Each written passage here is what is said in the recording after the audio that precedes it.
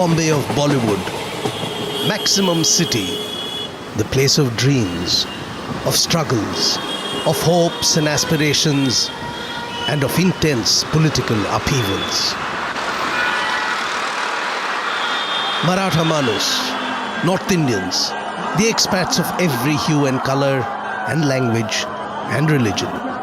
Mumbai of cricket, Mumbai of dabbawalas, Mumbai of black and yellow taxis, and Mumbai of one of the richest of Asian municipal corporations, and its hard-fought elections every 5 years, and the control of the BMC and its humongous budget.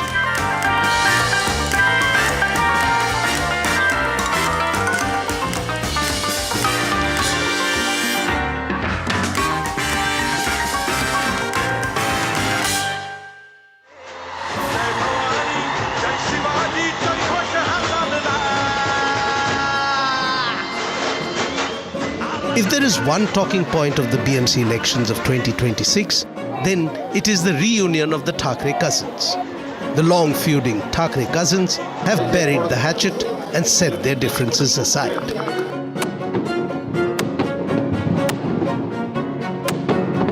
की कुठल्याही वादापेक्षा आणि भांडणापेक्षा महाराष्ट्र मोठा आहे.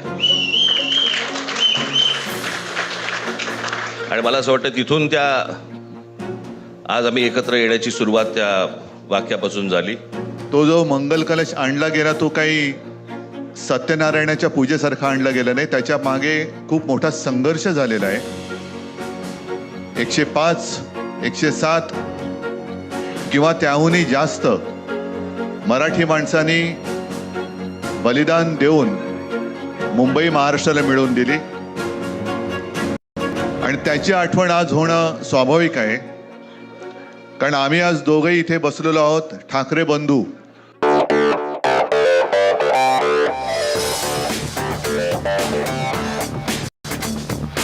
The reunion is symbolically significant as it draws on the legacy of Shiv Sena founder Bal Thackeray. Raj, standing beside Uddhav, sends the signal that the Shiv Sena split by Eknath Shinde, claiming the original tag notwithstanding, Bal Thackeray's spirit and inheritance flow with the realigned Thackeray cousins.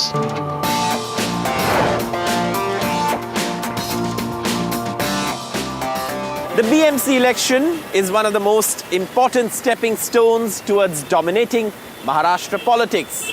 In recent years, both Raj and Uddhav Thackeray have lost political heft due to the machinations of the Devendra Fadnavis-led BJP and the Eknath Shinde-led Shiv Sena faction.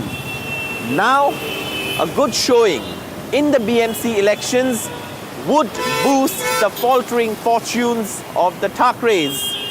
But politics aside, the average Mumbaiker wants answers and solutions to the daily problems they face.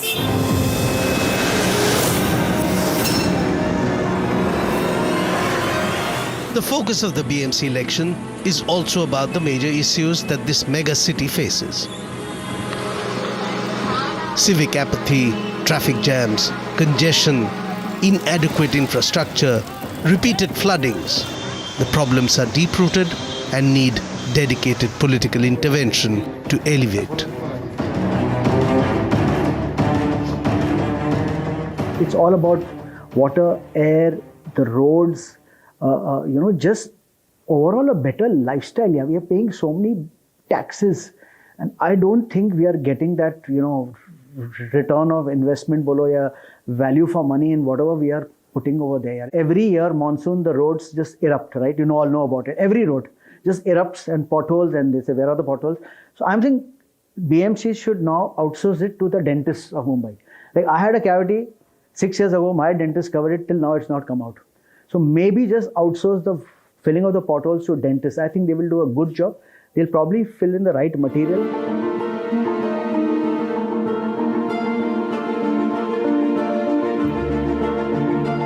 The Brihan Mumbai Municipal Corporation that governs Mumbai holds local responsibility for healthcare, education, water supply, power supply, drainage, transport, and all other civic issues that have just kept growing since the BMC came into existence more than 2 centuries ago.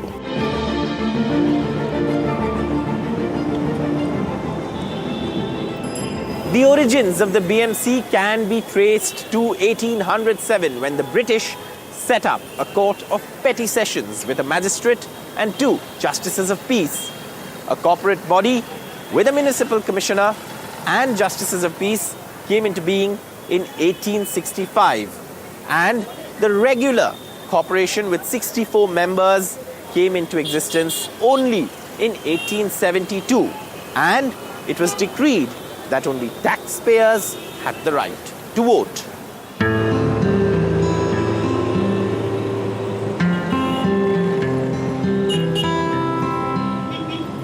In 1922, rent payers were also allowed to vote. And in 1931, J.B. Boman Behram became the first elected mayor of Bombay.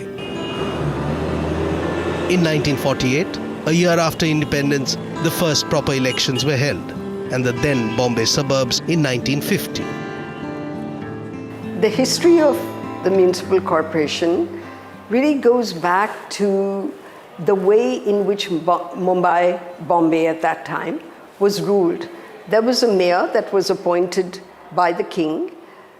This is prior to the establishment of the elected municipal corporation, or the first Indian municipal corporation. And the mayor had 9 aldermen who worked with him to govern the city. But during the British period, you had to be a naturalized British citizen to participate. So obviously that excluded Indians. Now, a lot of the judicial responsibilities that were executed by this body were very harsh and very discriminatory. So there was a reaction to that.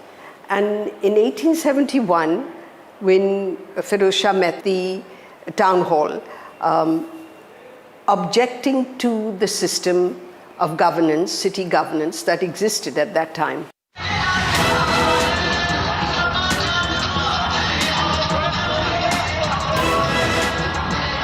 Its long history aside, what makes the BMC election so important today is the huge financial implications of controlling the finances of one of Asia's richest civic bodies.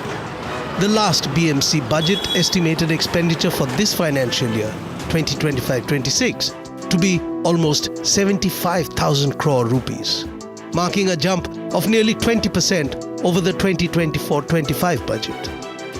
That is a budget that is higher than several states of India. It is even 4 times the budget of Bengaluru's municipal corporation.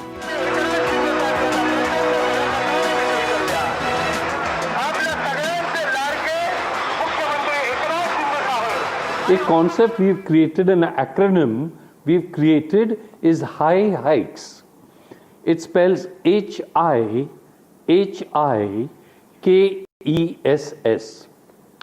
And that is for reduction in inequality for housing, infrastructure, healthcare, income generation, education or knowledge, environment, socio-cultural development and security. Today, the BMC has jurisdiction over an area of 480.24 square kilometers and officially caters to an estimated population of about 13 million people. Mumbai, accounting for a major portion of India's international trade and governmental revenue, is also one of the foremost centers of education, science and technological research and advancement. Many Mumbaikars feel that the city owes its growth to the early development of the system of local government in the city. The entire nation wants to know 2 things. One, what is the future of Mumbai, being the nation's financial hub, business hub, and the city that contributes maximum revenue to the central kitty as well as the state kitty.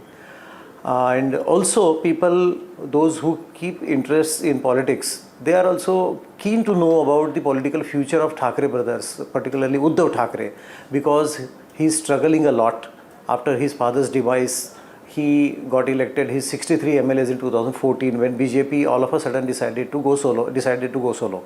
And in 2019 also, he was able to get his 56 MLAs elected on party symbol. But after that, he is struggling a lot. He is trying to keep his political party united, but one by one, his close associates are quitting party. The 2026 BMC election has multiple political parties into the fray. Leading up to it, there have been unending talks of alliance and political parties trying to make their presence feel here in the city of Mumbai.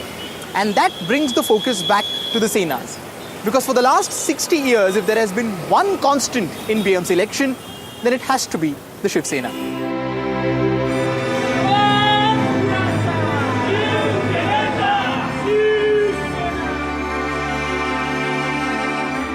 Bal Thackeray founded the Shiv Sena in 1966. In 1968, the party won 42 out of the 140 seats in the local polls for the Municipal Corporation of Greater Bombay. Since then, the party grew steadily and established itself as a force to reckon with, particularly when it came to control over the BMC.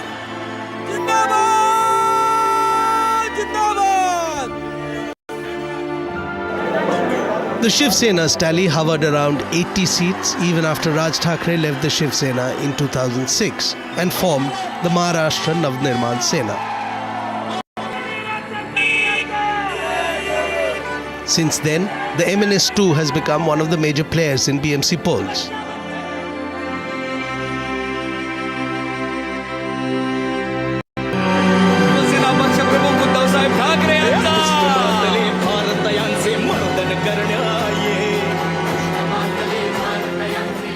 The last elections in 2017 saw the Shiv Sena under Uddhav Thackeray become the single largest presence, followed by their then ally, the BJP.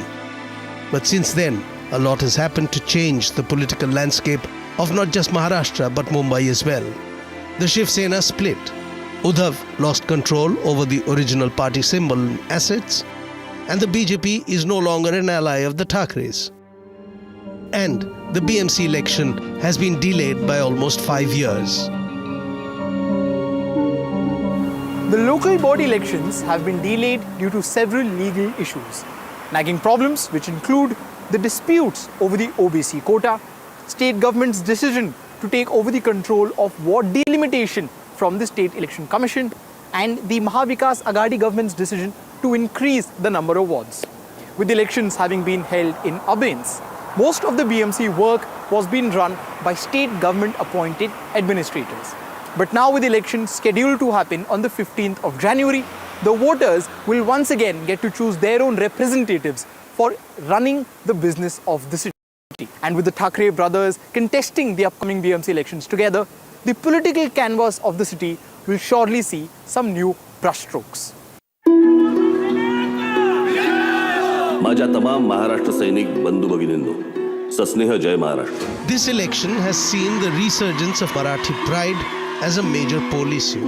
The Maharashtra Navnirman Sena chief Raj Thackeray issued a strong call for vigilance ahead of the Brihan Mumbai Municipal Corporation polls and called it the last crucial election for the Marathi community.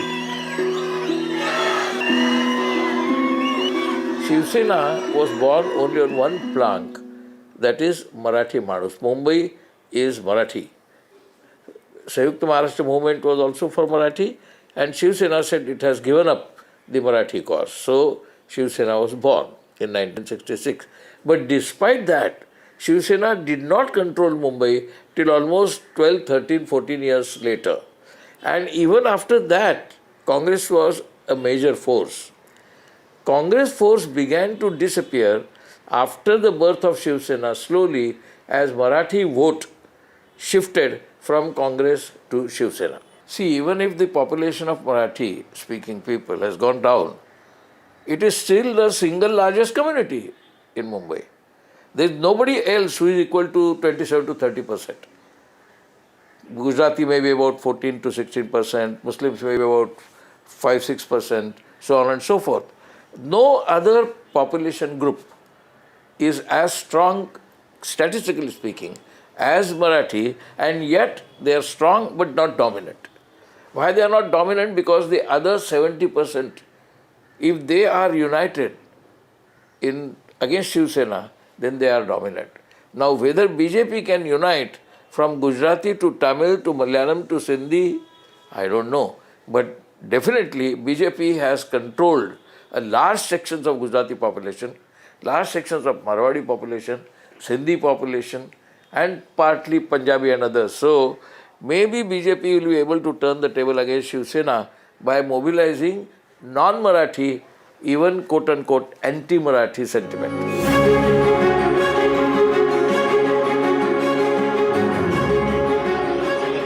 This BMC election is also going to be a litmus test for the BJP. Till 2017, when the Shiv Sena under Uddhav was a BJP ally and very much a part of the NDA, it had played a dominant role in local politics.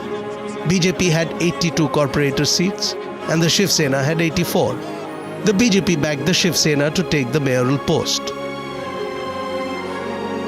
But this time around, BJP's partner is the Eknath Shinde-led Shiv Sena, and the party would possibly be eyeing the number 1 position in the BMC, a long-term project of the BJP leadership. This time, the BJP wants to be the single biggest party with the highest number of corporator seats. Ever since the alliance started fighting elections as the combination of these two parties, means BJP and Shiv Sena was always ahead. Now BJP wants single handed agenda to pursue. So they wanted that we should be there as the number 1 party in Maharashtra. Shiv Sena is our main challenge. We want Thackeray out from the state politics. That's why they want to establish that Mumbai does not belong to Thackerays only. Mumbai belongs to us. That's why they have given more than 90 tickets during this election to Marathi people. If BJP loses election, it will make a difference to their power-centric culture. BJP cannot afford to lose Mumbai now. Earlier they could afford to go with Shiv Sena. Today they cannot afford because the contest for power and for financial control, the BJP has put its entire financial power in Mumbai to win this election. To control financial city, they have deployed actual tons of millions of monetary power in Mumbai to win. They have to win the election in Mumbai because if they don't win Mumbai, the commercial, financial center.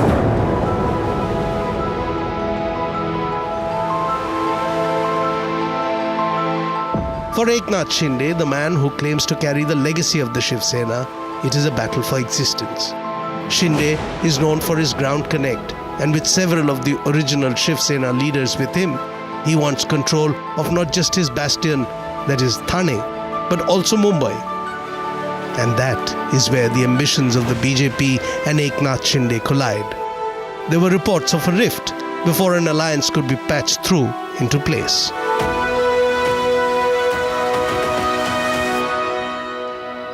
Eknath Shinde is in a not catch-22 situation. If there was something like catch-23, he is in catch-23 situation, not only catch-22. He has to fight the two Thackeray's coming together. He has to replace BJP's power, which has emerged now as the single most power. Earlier, it was Devendra Fadnavis and the BJP, which was dependent on Eknath Shinde when they formed the government. Today, Eknath Shinde is dependent on them, and BJP is trying to corner him and even finish him. So BJP is trying to finish him. Eknath Shinde wants to survive. So survival politics means existential politics. For Eknath Shinde, it is existential politics. For Thackeray's, it is not exactly existential, but they have to keep the image and the perceived power and status of Marathi Madus.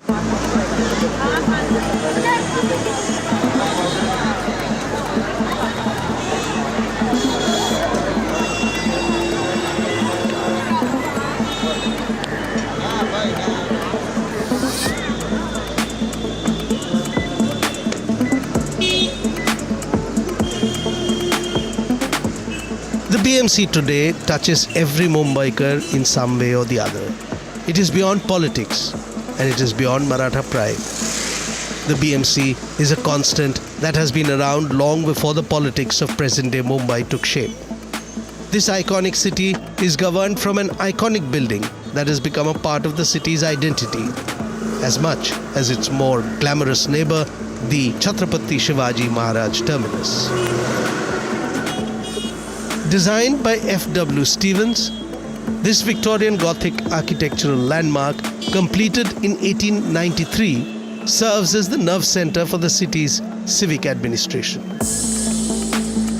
An imposing 235 feet tall front tower overlooks the busy intersection. Gargoyles, chimeras, and griffons give it character. The use of a flower-shaped ox-eye window makes the wall patterns even more intricate.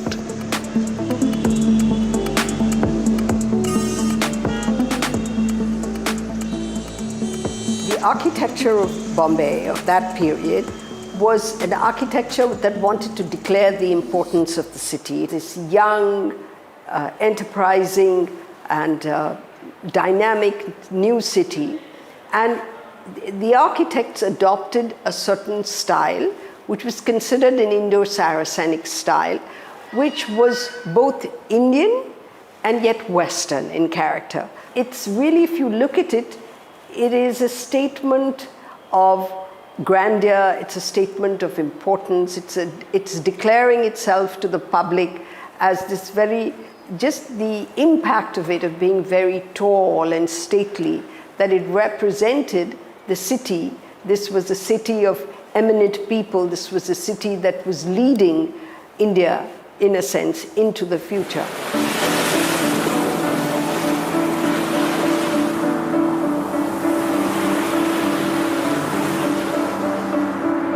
Few mayoral or corporation elections draw the kind of attention that the BMC elections do. But this time, there are parallels to New York mayoral election.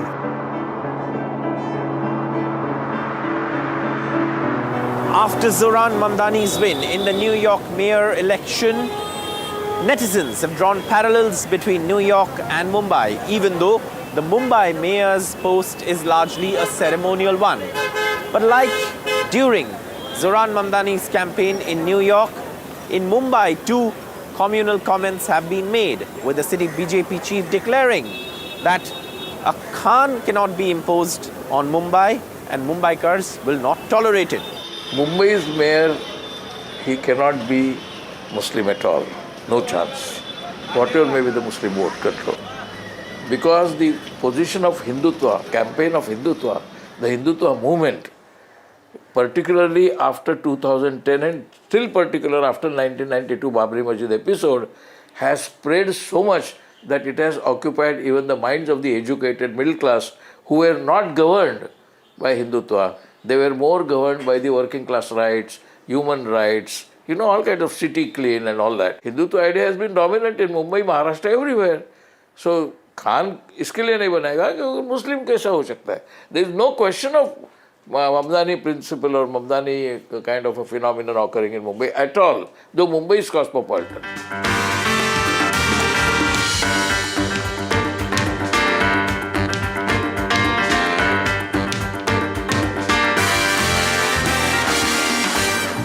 So this BMC election is not just about linguistic and regional pride. It is also about political efforts to instigate religious polarization in what has often been called India's most cosmopolitan city. The city of dreams, Mayanagari, Mumbai, where dreams float as much as hearts break.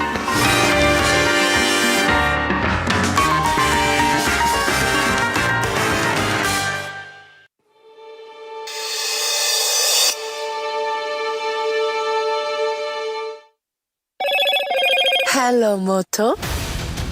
Motorola, India's leading AI smartphone brand. Motorola Edge 70, India's only ultra-thin phone with 3x50 MP cameras. Grab Motorola Edge 70 today.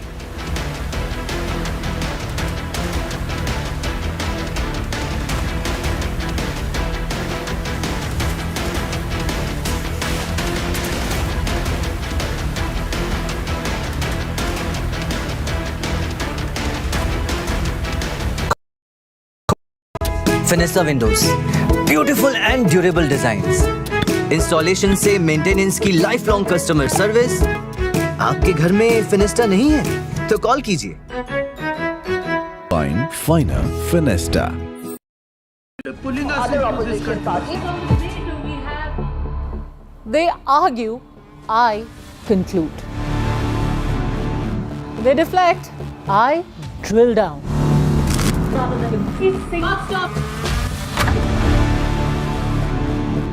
This isn't a free for all. It's a reckoning. No filler, no fog. Only the facts and where they lead. Every night at 9, the case closes because the buck stops here. Fenesta Windows, beautiful and durable designs. Installation से maintenance की life long customer service. आपके घर में फिनेस्टा नहीं है तो call कीजिए. Find Finer Fenesta. A very special moment for us as we announce NDTV Master Stroke, the NDTV Art Awards. NDTV presents the Masterstroke Art Awards, an odyssey of creative brilliance where the masterpiece meets its ultimate recognition. NDTV bringing this subject forward would have a great integrity of putting it forward where people could understand the importance of art. This award that is being started, I'm sure is going to be amazing. Art for India and for Indians is an expression of our Atmanirbharta. It's actually quite a formidable jury, so I think we'll reveal a lot more as we go along. This is an amazing platform, I think, today what you're doing. Honoring the masters who define our creative landscape. Coming soon on the NDTV network. Fenesta Windows, beautiful and durable designs. Installation से maintenance की life long customer service. आपके घर में फिनेस्टा नहीं है तो call कीजिए. Find Finer Fenesta. Every winter, the World Economic Forum at Davos becomes the world's thinking room, where power, policy and purpose converge, where the future is examined and reimagined. In January 2026, NDTV will be at the heart of this conversation. NDTV Ignite at Davos, this January on the NDTV network. Fenesta Windows, beautiful and durable designs. Installation से maintenance की life long customer service. आपके घर में फिनेस्टा नहीं है तो call कीजिए. Find Finer Fenesta. The front lines of Kargil. The fury of Operation Sindoor. So many attacks. The chaos and cries of disaster zones. To fighter jet cockpits. And the world's most defining interviews. It's incredible. He has seen history break. Live. Unfiltered. 20,000 hours of live broadcasting. Welcome to Left, Right and Centre. Hard facts. War-struck country. Hard questions. In the Ukraine. 30 years of trust. In the Kargil area. North Ukraine. In France. In Italy. At Srinagar. Vishnu Shom for NDTV. Vishnu Shom. Only on NDTV. Fenesta Windows, beautiful and durable designs. Installation से maintenance की life long customer service. आपके घर में फिनेस्टा नहीं है तो call कीजिए. Find Finer Fenesta. Other opposition parties. They argue, I conclude. They deflect, I drill down.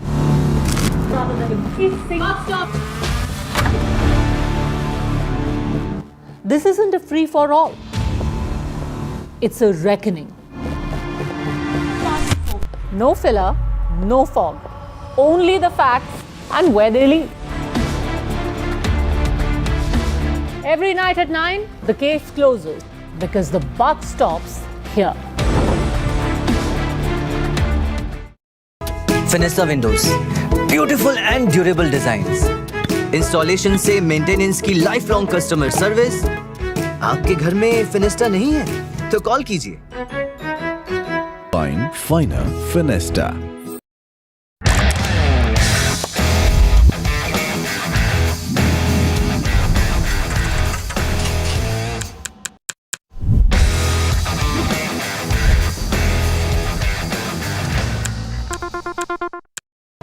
फिनिस्टा windows, beautiful and durable designs.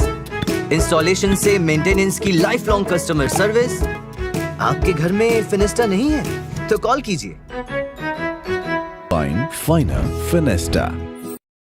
21 days in Kashmir.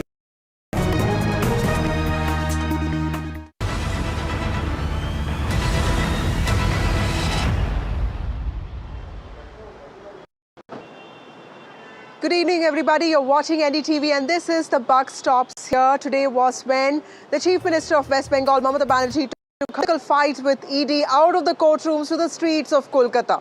She marched for 6 kilometers in the central part of Kolkata, along with the leaders and artists from Tollywood and several other people from the state, trying to strengthen not just her position as a street fighter, something that she has been all her life, but also to draw attention on what she calls the rights of her state and the misuse of agencies allegedly by the BJP. That's what she claimed just a day after we saw her barge into the residence of IPAC director and co-founder Pratik Jain, who was raided by ED on charges of association with money laundering cases. She defended her move today and said that she did this only because she knows that ED is acting at the behest of the BJP. She said that she did this because she did not want campaign material of a party to be stolen from the office. Now, the BJP has lashed out very strongly at the Chief Minister, saying that she's undermining institutional processes and she has hijacked the institution, she has hijacked the investigation, and she has converted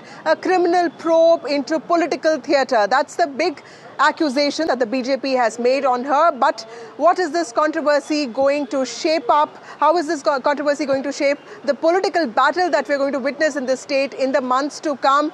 Is this also a dangerous precedent of regional leaders taking on investigating agencies, or is it just a battle of narratives or a test of institutions? Let's take a look at those reactions. The entire action of the Chief Minister is not only unethical, irresponsible, unconstitutional, but she has put the entire democratic process and governance to shame. আমায় খুন করতে এসছো, আমার আত্মরক্ষা করার অধিকার আছে।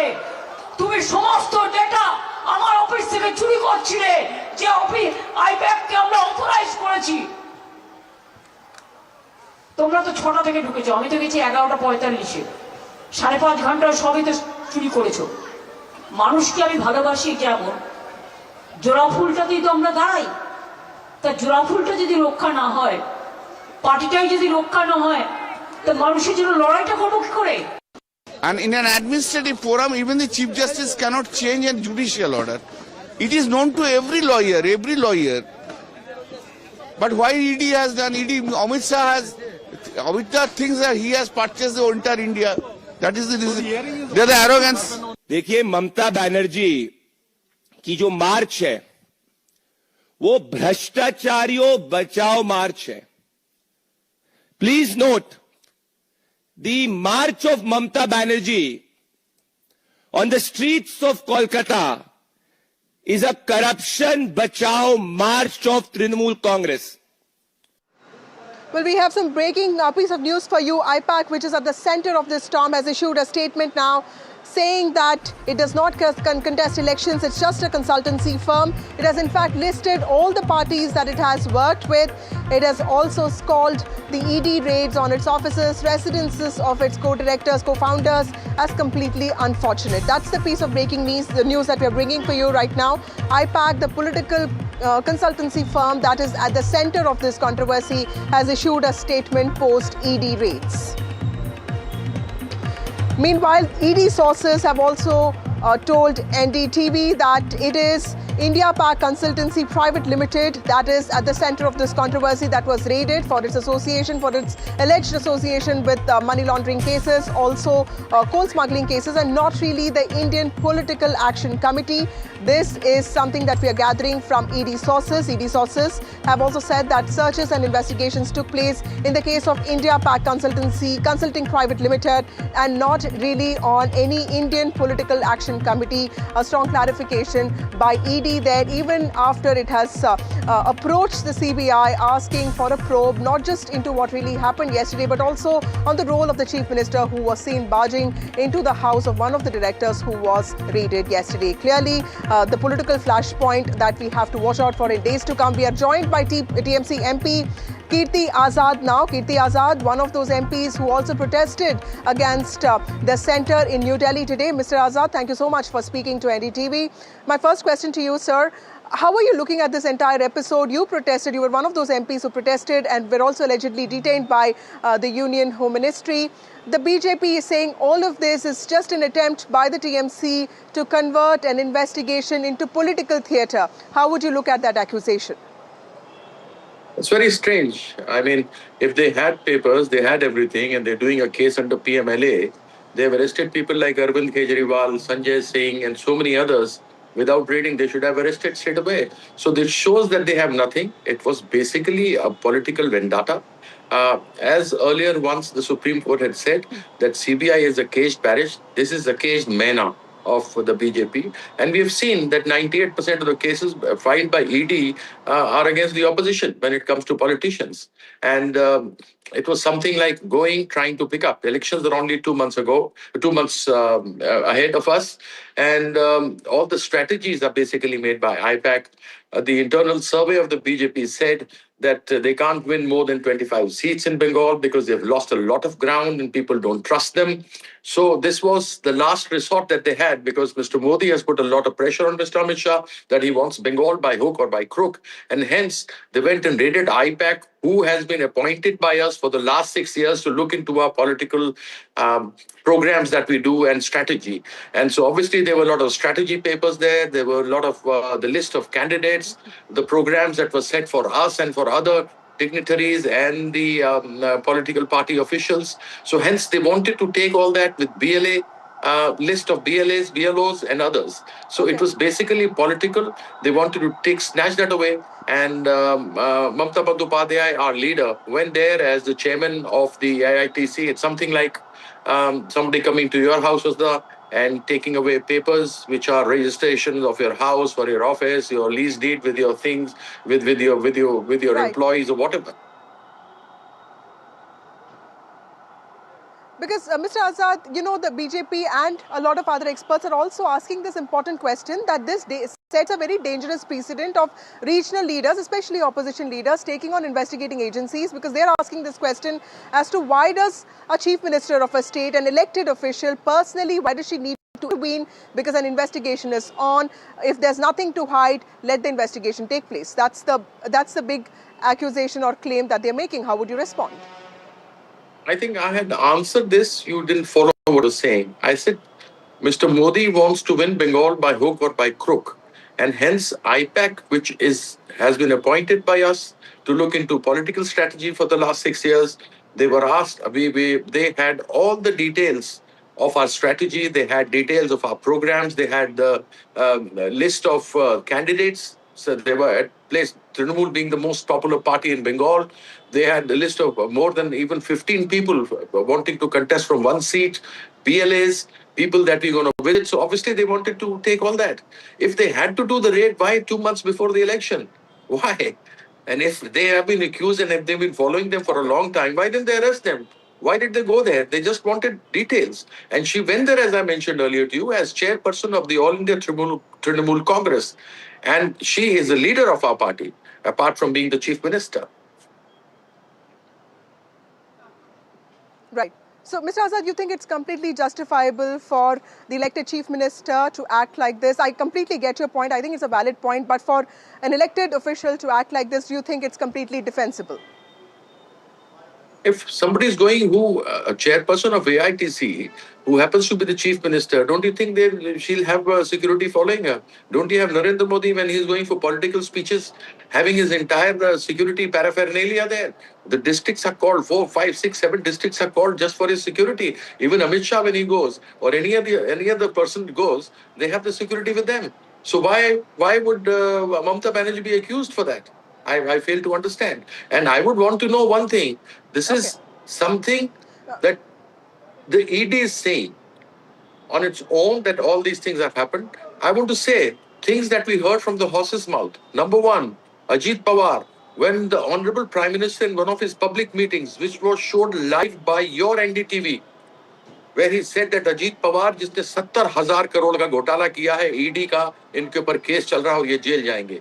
And after 3 days, he succumbed, went through the washing machine, and Ajit Pawar was the Deputy Chief Minister for Maharashtra. Then we had Amit Shah again show live on your NDTV when he was sitting in a press conference in Assam and said, Hemant Biswa Sharma को हम यहाँ हमारी सरकार BJP की बनेगी तो jail भेजेंगे. Today he sits as the Chief Minister of Bengal. Thirdly, Praful Patel, who did a scam of 40,000 crores. ED had filed all papers and everything, and he went scot-free. Last but not the least, with many of the cases that are there, I'm mentioning Mr. Suvendu Adhikari, who was caught live taking money, 5 lakhs of rupees in cash, caught on your camera. What has happened to those? All went through the washing machine. Why selective amnesia? Do they have a short memory or they have selective amnesia? It's a question to be asked. And why 2 months before the elections are to take place, you are coming up with these? Right. Mr. Azad, the BJP and the opposition is also in Bengal is also raising this question that you protested outside the Home Ministry today while ED comes under Finance Ministry. They are saying that the TMC is trying to reduce all of this to theatrics. How would you respond to that because ED comes under the Finance Ministry?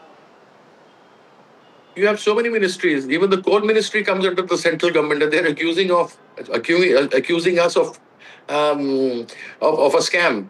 I mean, the tenders are floated by the coal ministry.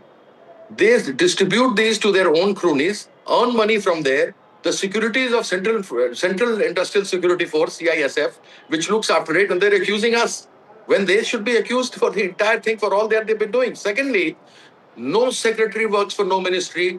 No secretary works for any minister. They all work for the Prime Minister, who instructs Mr. Amit Shah to go and do these things. So obviously, we know he's the man, he's the kingpin.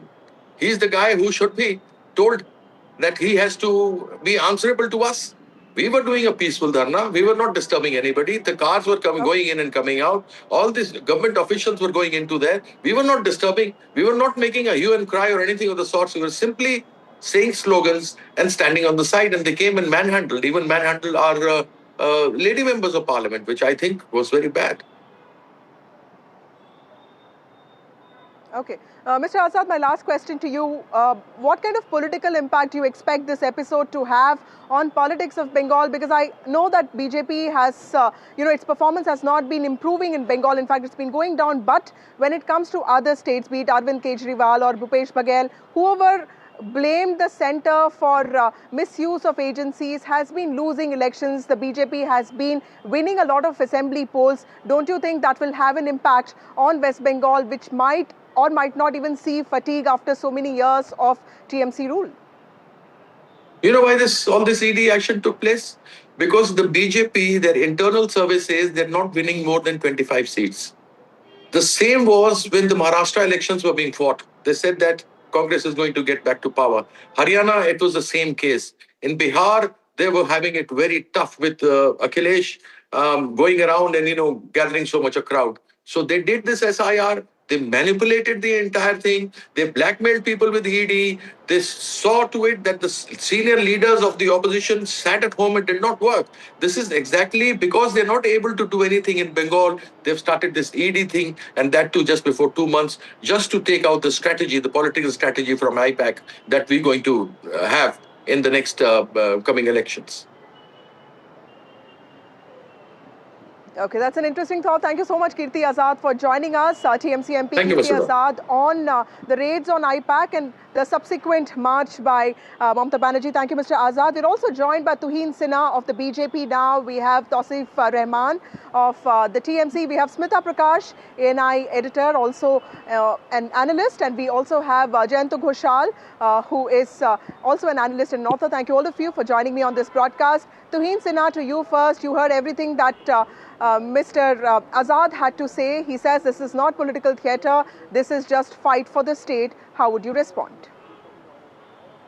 Well, good evening, Vasudha. Good evening, everybody. You know, Kirti Azad, what he said, I was very surprised. It does not carry any logic. And in fact, the way TMC has behaved in the last 36 hours, they have reiterated two things many times over. Number one, TMC is fundamentally, it's temperamentally unfit to belong to a modern democracy like India. And TMC runs less like a political entity, like a political party, and more like a mafia empire. Now, today, you know, the way they tried to obstruct the working of the court proceedings, the TMC affiliated lawyers, it only shows the kind of lumpenry they are resorting to, the way they are trying to intimidate the judiciary. You know, on the one hand, India Alliance is trying to impeach the judge in Madras High Court who passed the order in favor of Deepak Hun. And now over here, you see them obstructing court proceedings. And yesterday, the way Mamata Banerjee tried to obstruct raids, please understand that even in the past, Lalu Yadav has been investigated. Lalu Yadav's places have been raided. Hemant Soren and Shivu Soren have gone through the process, but no chief minister has resorted to the kind of obstructionism, the kind of mayhem mongering which Mamata Banerjee resorted to yesterday. And why was she so affected? I mean, what is it that she's trying to hide? I am told that she took out certain papers which belong to February 2022. Now, if that is correct, how are papers from February 2022 anyway connected with her election preparations for 2026? I am telling you what was the connection. Those papers probably contain the money trail involved in making payments to IPAC, and the same money laundering network is supposedly is supposed to have been used in making payments in the coal scam. And that is where TMC's involvement, TMC's complicity in the coal scam stands exposed. I think Mamata Banerjee should face the law, she should respect the law and not resort to this mayhem mongering. Let me bring in Smita Prakash. Right. Smita Prakash, your big takeaways from this episode, because, there are two things here. One, Mamata Banerjee walking the streets of Kolkata. There is this clear sentiment that when it comes to street politics, nobody does it better than her. So maybe the BJP needs a different template for this state. But on the other hand, the fact that a CM, a sitting chief minister, had to personally intervene, and those visuals of her walking out with those laptops, I mean, what is the picture that you have in your mind, and what do you think really went right or wrong in this episode? You're absolutely right, Vasudha, that she will take to the streets, and that's her USP. That's her unique selling proposition of being this fighter who doesn't play by the book. And make no mistake that Mamata Bandyopadhyay versus Amit Shah is going to be the lead motive of this election. It's going to be these two political giants who are going to take this battle, which is going to reach peak frenzy, I think, by February end. But it's already begun. I mean, she's a 3-time chief minister and he is a home minister. He hasn't forgotten the drubbing that the BJP got in the last election, and she is going to make this ever more so difficult for him to win this election. So in a way, what you're seeing, if I may say, is him a wounded tiger and she the Bengal tigress. And so there's going to be blood on the street. It's absolutely clear that there will be blood spilled. And, she made this scathing personal attack today on the Home Minister, on the Prime Minister, mentioning, corruption. She mentioned Amit Shah's son. She talked about Hiren Pandya. She's talked. She has taken gloves off from the word go. You know, women voters who are her core support base, they love this fighting spirit in Mamata Banerjee. You know, they don't want to see her sitting in the chief minister's house. They want to see her with those two microphones, two watches, or one watch and one fitness band, wearing her sari and her rubber chappal and fighting it out, barging into places. She's still that fighter spirit, even though she sits in a constitutional position. And this is the imagery that they want her to do, and she's giving it to them. Absolutely. Jayantadab, there's an interesting statement by Shujan Chakravarti of the CPM today, and he says that when same raids happened with Jyotipriya Malik or others, including Partho Chatterjee, you didn't see these reactions from Mamata Banerjee. But yes, when it comes to Abhishek Banerjee, IPAC, Firhad Hakim, Shubhrato Chatterjee, or several other people, she has made it a point to personally go sit at CBI's office. I remember even with Rajiv Kumar this happened, the ex-DGP. What makes Mamata Banerjee come in her element, you know, when it comes to certain cases? Because it can't just be, you know, selective, right? What is it that makes her become a street fighter once in a while, but that happens quite too often?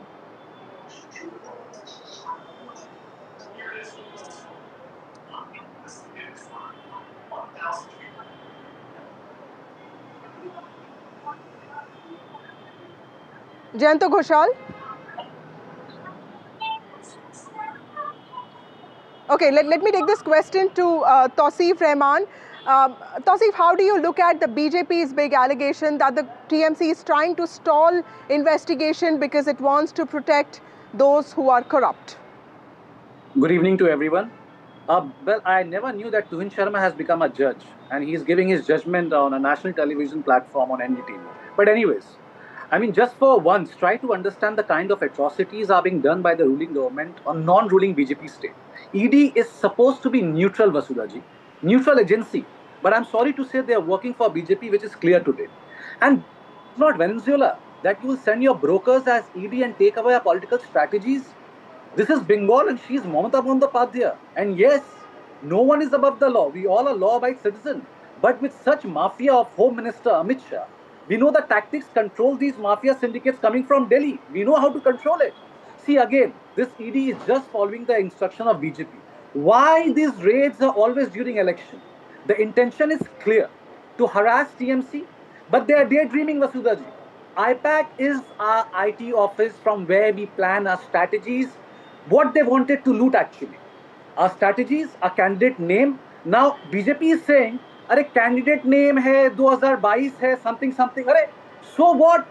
If the candidate name is there inside the IPAC office, that's our problem. That's not your problem. And why are you there to shield and protect ED? ED is a neutral agency. And if you ask me about Mamata Banerjee taking the files from the spot, then ladies and gentlemen, she did the right thing because we can't trust an agency whose credibility is zero and the conviction rate is 0.7. We won't allow the B team of BJP with such circus. Why such exercise only during election season? Basically now BJP is scared seeing day before yesterday's Abhishek Banerjee's program at Itaha. They couldn't sleep all night. What is the success rate of ED? Again, I want to come there. So, you know, this all form of atrocities and torture coming from back door, we're not supposed to do like this. We have to follow constitution. Okay, Tuhin Sinha, respond to that. Tuhin Sinha, this is a huge miscalculation by the BJP is what the TMC is saying, especially when it comes to Bengali sentiment. Something that Smita also talked about. This is a state with a lot of nuances. What is the BJP thinking? Where is the question of miscalculation? When it's an agency which is doing its job, the case dates back to 2020. If there are new evidence, there is new incriminating information which has come out, do you expect the ED to stop working just because IPAC is affiliated with TMC? I mean, why should IPAC get that immunity just because it is the political arm of TMC? I think, Mamata Banerjee is fundamentally against the federal structure of this country. Not only has she shown her, disregard for all investigating agencies, the way she has been threatening the country on the implementation of Waqf Act. Now, imagine laws which are passed by Parliament. Please mind your words. Barge in like this. No, Please she's don't- not threatening. You cannot say like No, this. no. You want me to produce the videos? Please. You want to show the what do you mean videos? that threatening the You country? want to show the? You want me to show the videos? Finish your point. Yes, she's threatening BJP. You know, and I will stick on that line. does he have a memory problem? He can visit the Mamata Banerjee's videos, the way she was threatening the country on the implementation of CAA, the way she was saying she will not please, allow. sir, please, You have to visit the videos. Sir, This is not the way. This is not the way an elected. This is not the way an elected CM is supposed to conduct herself. Laws passed by both houses of parliament. Bills passed by both. Finish his point. No I'll chief come to you. minister. Let him finish his point. No chief minister has any right to stall bills which have been passed by both houses of parliament and have become a law. If she doesn't understand law, if she behaves like an illiterate person, that is not our problem. But she cannot stoke anarchy. She cannot stoke violence in Bengal. And Murshidabad violence can be directly and indirectly attributed to her attitude. So I think it's about time Mamata Banerjee respects the federal structure of this country. She can't be demonizing, let me get to investigating Jayant Kushal here. Jayant is agencies. back with us. Yes, Tuhin, your point is taken. Jayant Kushal, what are your big takeaways from this episode, sir? Because the left has been alleging that Mamata Banerjee gets into this fighter spirit only in certain cases, be it Abhishek Banerjee or Rajiv Kumar or IPAC, and does not do that for a lot of other people when it comes to, Jyotipriya Malik or several other people. But I have seen her being on the streets quite many times. Does this also invoke a different sentiment amongst Bengalis, or has that changed? I think, Basudha, I don't want to go into the details of this legality, the odd question, because I respect what Tuhinji is saying. I am not a party spokesman of TMC. But I think the BJP strategy on West Bengal election, I think after this incident, it has become advantage Mamata, and Mamata in Bengal, Delhi and West Bengal, I think 1,500 kilometers it is away from Delhi capital. This ED and BJP, this relationship Mamata Banerjee has established, because now BJP spokesmen are supporting whatever ED has done, and ED's statement, the official statement, there are two aspects regarding the coal scam, all these things. As a journalist, I respect that also, the non-attributing sources, ED claims type of stories. But on record, there's this thing, there is no mention of Pratik's involvement with coal scam, and Mamata also has not raised that issue. But now through this movement, Mamata is getting the victim status. And if you survey, BJP can survey that whether ED is neutral or not. When BJP was in opposition, BJP used to call CBI Congress Bureau of Investigation. I remember I was a BJP beat correspondent in Delhi. And today, if you ask any person whether Mamata's anti-incumbency, all the SIR issue to Murshidabad, political polarization, Hindu, Muslim, all the Hindutva issue of BJP, now it has become a more anti-Delhi. Bengali has a typical radical Bengali anti-Delhi mindset. Whether it is good or bad, I don't know, because we have suffered also for that. I am not discussing the future of West Bengal. But for this strategy, I think it's a completely wrong strategy of BJP that you are going to, because Partho Chatterjee, we have seen the election, now he is on bail. Rather, he is saying that I want to fight the election. Jyotipriya Malik, all these things, there should be a deadline, time limit. And this case, if ED, after election, if they do, what was the problem? And you are giving the publicity that now ED is going, so the coverage, media, as a media person, we are very much excited. The media's adrenaline is completely, we are happy. Smita Prakash, would you agree with Jayant Kushal's opinion that this may have been a wrong strategy by the BJP? Because, I do feel that while we keep thinking about these things, In Delhi also we saw Kejriwal lose power. We saw Lalu Prasad Yadav's family also lose power in a very bad way. So sometimes the BJP is just trying to push this anti-corruption narrative of its image, and it's working in some states. Why will it not work in Bengal? Well, Vasudha, I kind of agree and disagree with what Jayanto had to say. This whole thing about TMC accusing BJP of being anti-Bengali. Now, this is something that we saw in the last election also. And so far, the BJP has failed to communicate a cultural connect with Bengalis. It's not happened in the last election.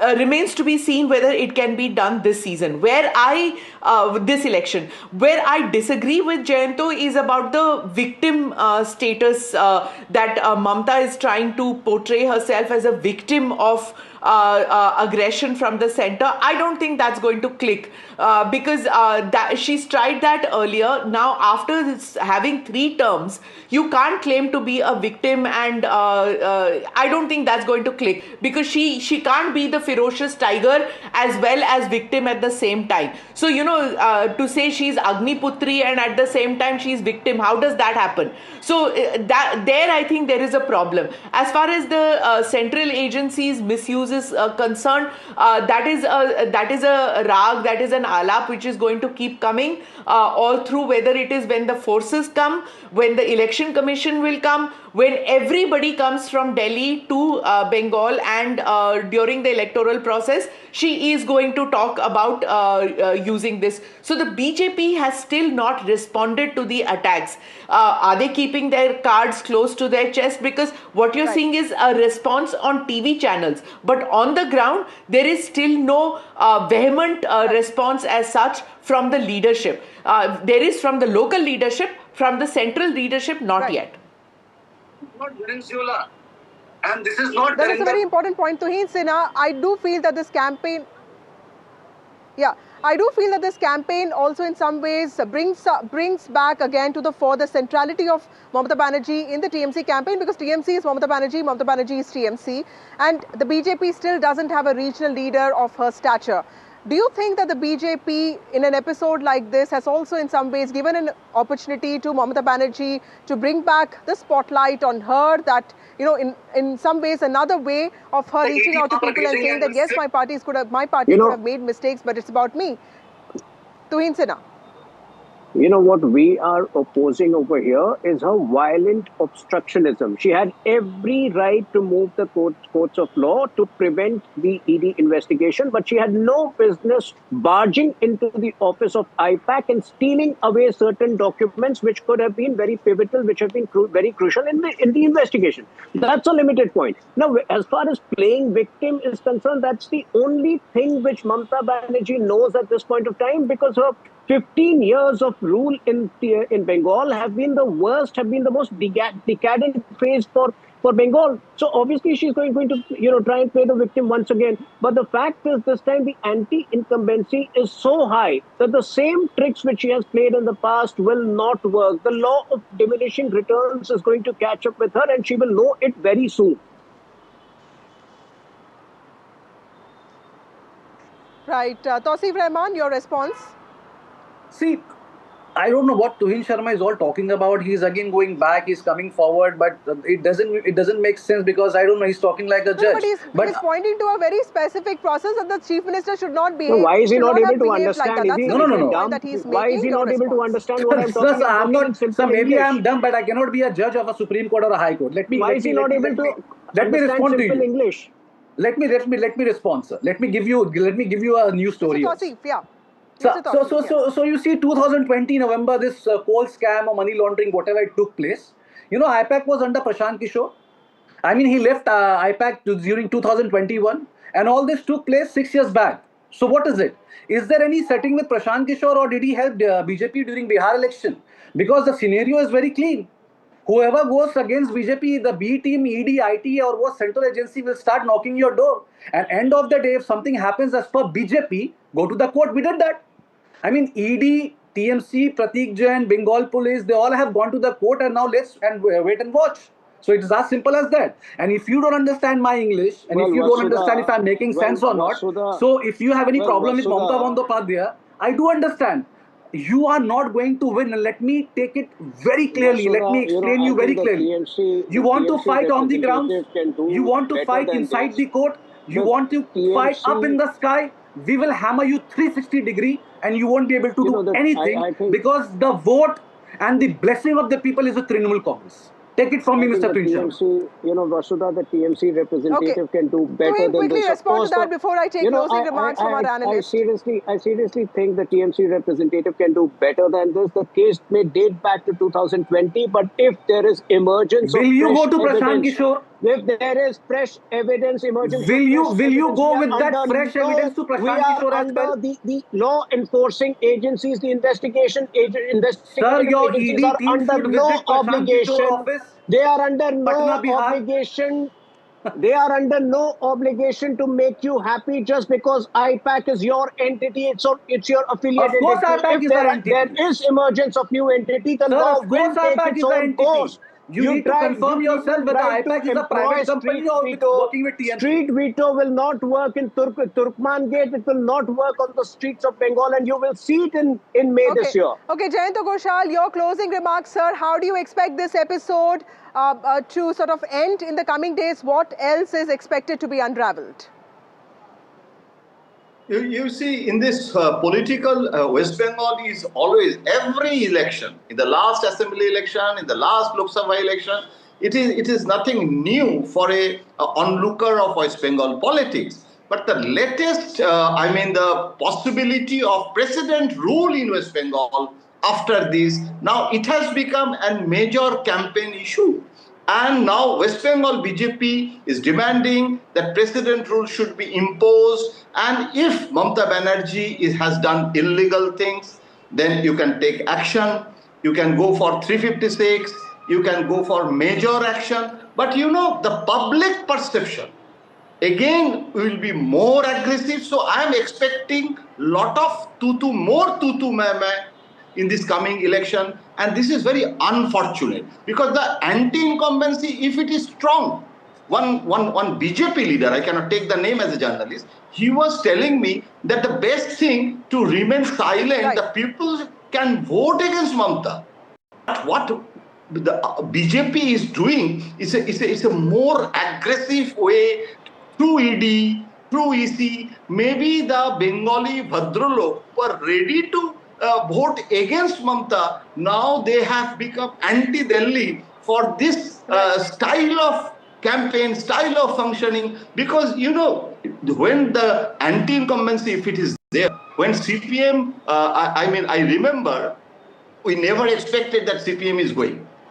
But suddenly we have seen that TMC, when TMC came to power, we never expected that election, because 30 years, the Bengalis are very bad consumer. If we buy a shoe from Bata, I think there are a lot more repair shops in Bengal than Delhi, because Delhi is more throwaway society. Right. So consumer closing remarks from you. View, yeah, very important points. Smita Prakash, closing remarks from you, ma'am. Because BJP has become more anti-Bengali perception. I think Jayanto is quite right. The quirky Bhadralok that he talks about, they have their mood swings, and we can't depend on electoral results according to the quirks of the Bhadralok, I think. But it will be a very interesting election, for certain.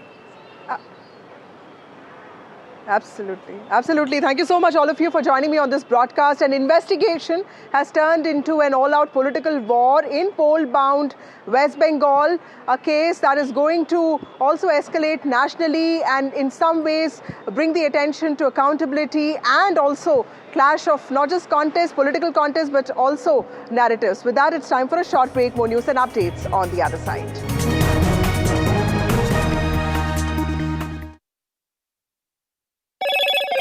Hello, Moto.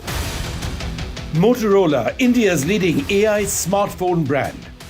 Motorola Edge 70, India's only ultra-thin phone with 3x50 MP cameras. Grab Motorola Edge 70 today.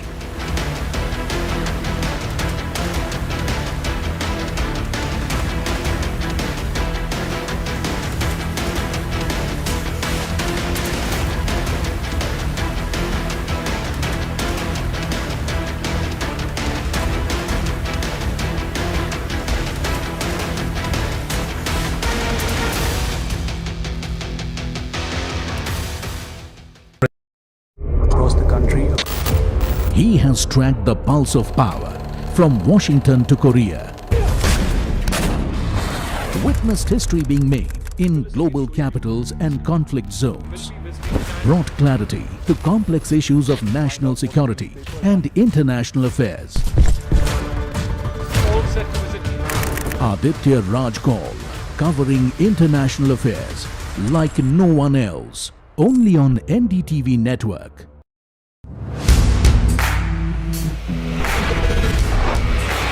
Alright team, our new order show is ready. Now we need a promo. Something cool, something sharp.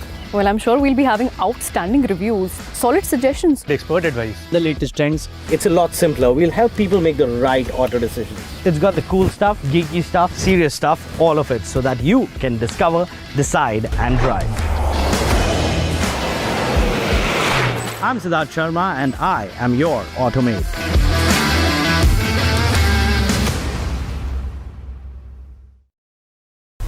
The nerve center of the maximum city, the BMC, a contest that will shape Mumbai's next decade, its identity, its legacy, its future.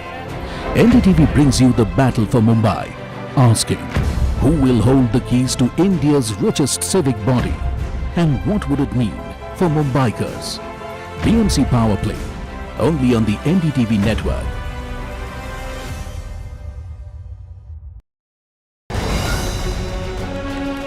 Straight from the heart of the newsroom to the core of the stories shaping your world. Join me, Gargi Raut, as I track all the developments as they break. Live from the NDTV newsroom, weekdays at 4 p.m. Mumbai are bringing our first India tour in your city. Rag on with Shankar Ehsan Loy and Siddharth Mahadevan and Shivam Mahadevan. 5 times melody, 5 times masti with NDTV Good Times. Go grab your tickets on Live Your City by Fever. I don't sugarcoat. I shoot straight and tell you stories the way they need to be told. Unfiltered, unafraid, unmissable. That's how I roll. Watch me, Priyanka Deo, on NDTV World. Namaste.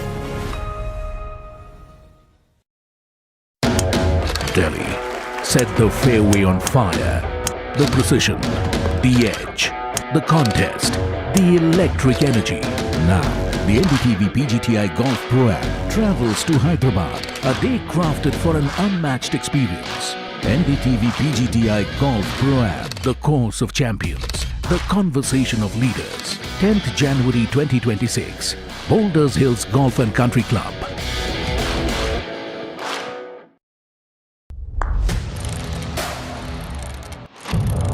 What seems settled for me is unfinished business. So I rewind, I pause, I reflect, I dig until what's buried stands up to be counted. Breaking ground, not just headlines, the meaning behind them. This is Breaking Ground with me, Vedika Sood. A very special moment for us as we announce NDTV Master Stroke, the NDTV Art Awards. NDTV presents the Master Stroke Art Awards.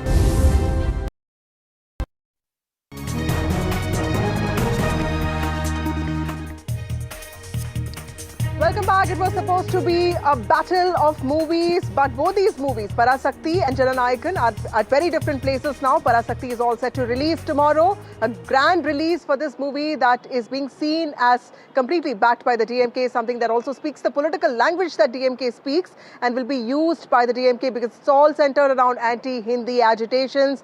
One of the reasons why the DMK was even founded in the first place, and also Jananayakan faces one legal hurdle after the other. Now, what we understand is that Vijay is expected to speak soon is what we understand. TVK has not officially reacted to this. Vijay has not spoken on this. But remember that Madras High Court actually gave a go-ahead to this movie in the morning, but then CBFC challenged it, and now till the 21st of January, there is nothing that is expected that's in favor of this movie, with the CBFC taking a very strong position against Vijay's Jananayakan. Veera Raghav is here with me. Veera, processes aside, this is politics at play. What do you think really happened? Take us through everything that has happened in the last 1 week. Well, let's forget the 1 week. I think the last 10 hours, that's from this morning onwards, it was a huge victory in the morning. Then the court for Jananayagan was stinging order from a single judge of the Madras High Court, stayed by the Chief Justice, posted the matter to the 21st. So long and short of it, Jananayagan not releasing now. You don't know when it's going to release. Vijay has a summons to go and appear before the CBI on the 12th of January. Multiple political connotations from all this. Remember, this is also not just about politics. There is a huge element of freedom of speech and expression under threat argument that's been made. It's been made by the DMK now. It was made by the Congress earlier yesterday. TVK, of course, silent, but I believe that Vijay will make a comment eventually.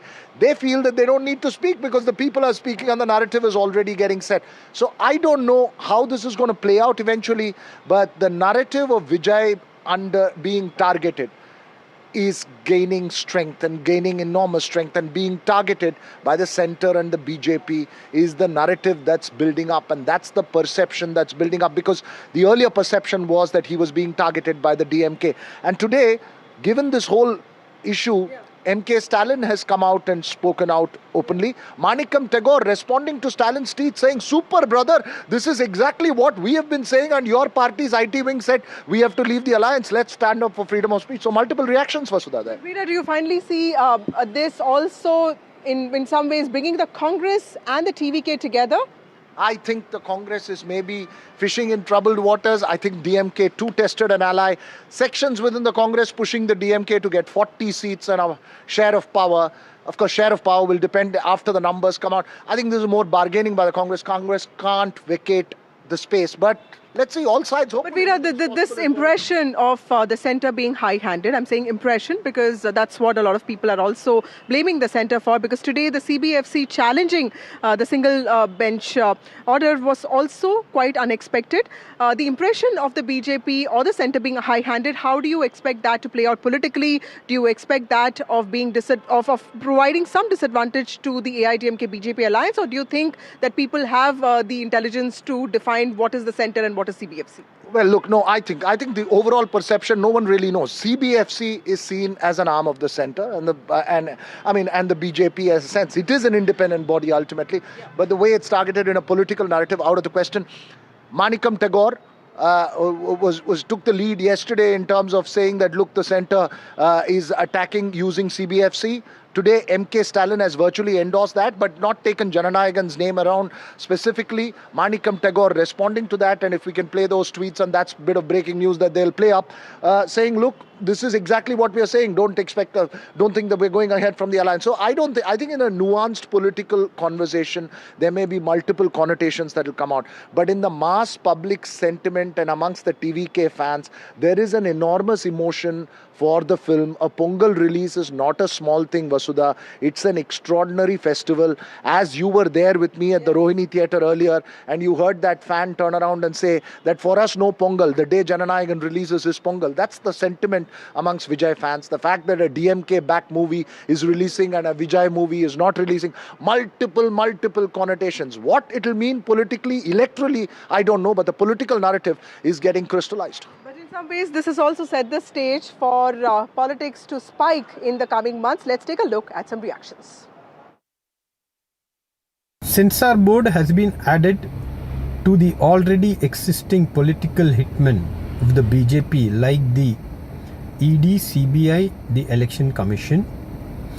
The political drama by the BJP by using censor board as a weapon in Tamil Nadu is being very well understood by the people of Tamil Nadu.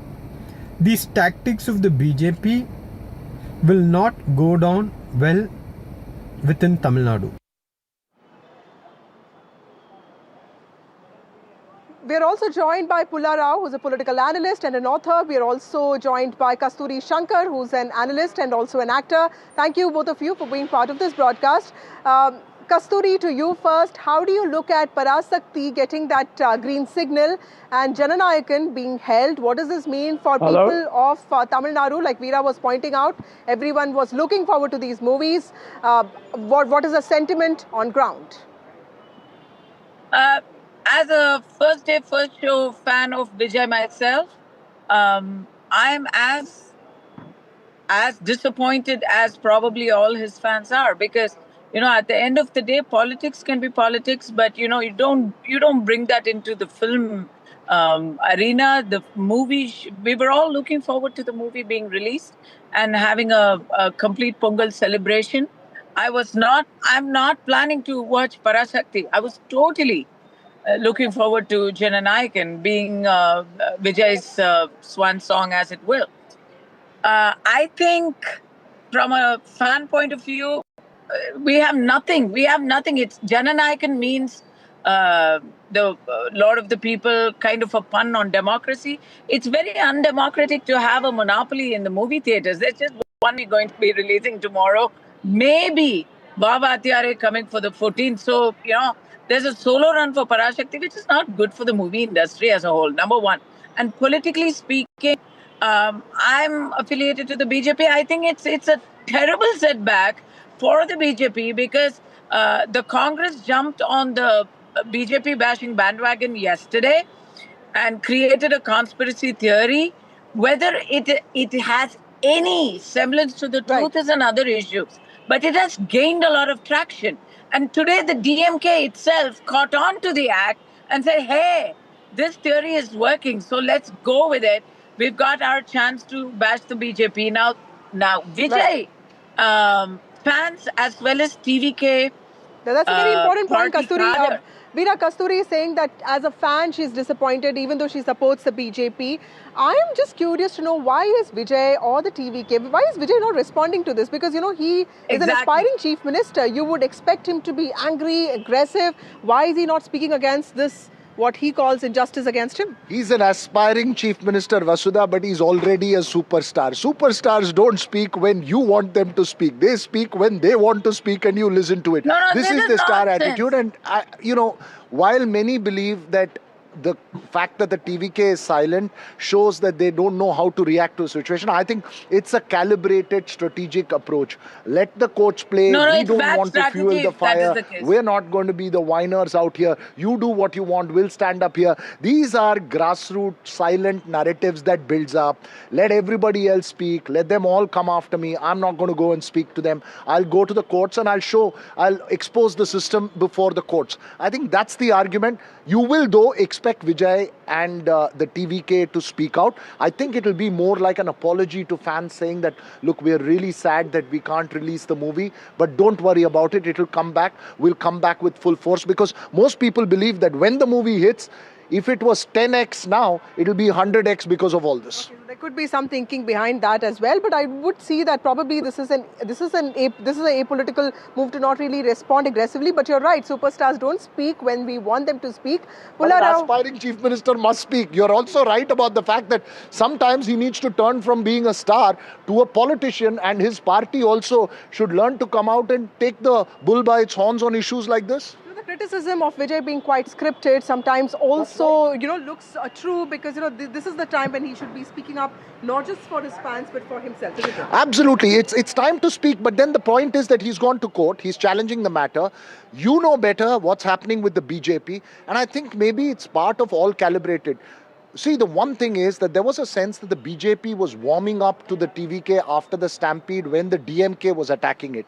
There was a sense that Vijay was going soft on the BJP but going hard on the DMK after the stampede. Not as hard as he was on the BJP before the stampede. The question is that this changes that dynamic. If Vijay softens up to the BJP, he'll be seen as someone buckling to pressure. So he will be forced to have to take a stand. I don't know what the calculus in all this is, if there is a calculus and if there is a political calculation. But whatever it is, it seems like it's going to favor Vijay and bolster him. Okay. Mr. Pullarao, you have followed Dravidian politics very closely. What kind of impact do you see the release or the non-release or the delayed release of Jananayakan having on Tamil Nadu elections 2026? Also, in the backdrop of Parasakti releasing tomorrow, and Parasakti, we are told, is a very political movie, something that looks at the beginning of DMK and also looks at invoking Tamil sentiment. There's a lot of calculus or calculations, to use Vijay's words. The superstar Vijay is being advised by a super lawyer. I think you have to take that into your calculus. And silence is the best weapon now. Silence is the best answer. Why should he talk when the The censor board is saying it's reviewing it. There's a loaded answer in that. And he's still got time, 2-3 days. Everything, all the cuts they want, he can do it. I'm only saying that his silence is not from anything else, but terrific calculation. Keep quiet, don't muddy the waters. Courts are looking into it. And CBSE, there's no stay on the Central Board of Film Certification from giving the go-ahead or whatever. So he's smart to keep quiet in this whole thing. And as you know, in Tamil Nadu, films and politics, there's no wall between it. Both are equally at home with each other. What is real? What is fiction? What is the truth? Nobody knows.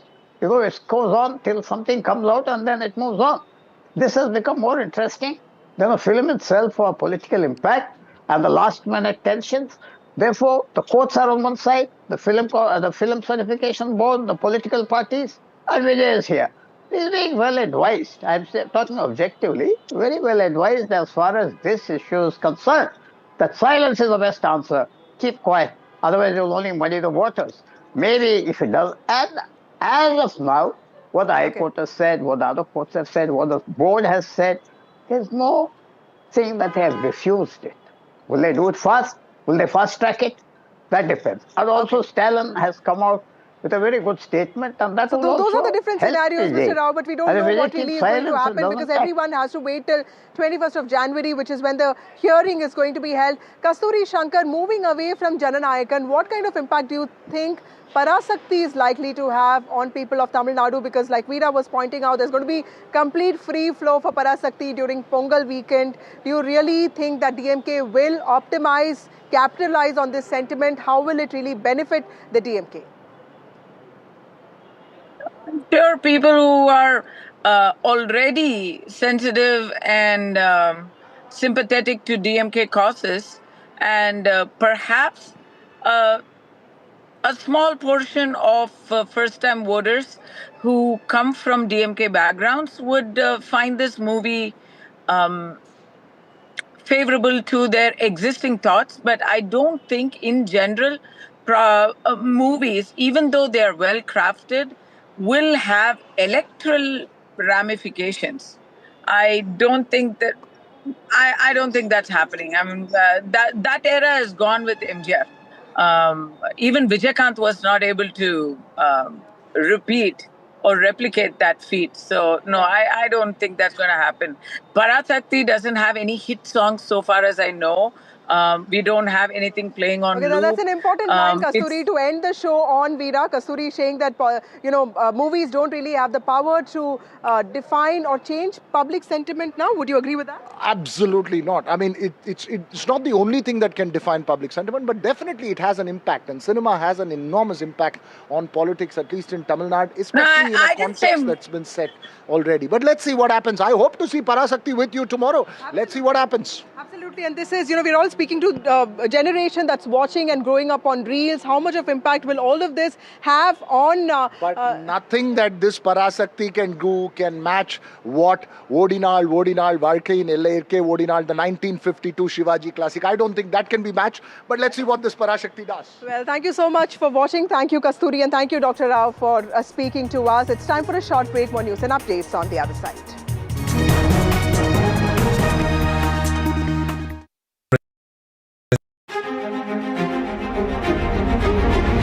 Every winter, the World Economic Forum at Davos becomes the world's thinking room, where power, policy and purpose converge, where the future is examined and reimagined. In January 2026, NDTV will be at the heart of this conversation. NDTV Ignite at Davos, this January on the NDTV network. The front lines of Kargil. The fury of Operation Sindhu. So many attacks. The chaos and cries of disaster zones. To fighter jet cockpits. And the world's most defining interviews. It's incredible. He has seen history break. Live. Unfiltered. 20,000 hours of live broadcasting. Welcome to Left, Right and Centre. Hard facts. War-struck country. Hard questions. In the Ukraine. 30 years of trust. In the Kargil area. North Ukraine. In France. In Italy. At Srinagar. And Vikrant. Vishnu Shom for NDTV. Vishnu Shom. Only on NDTV. Pulling us into this country. They argue, I conclude. They deflect, I drill down.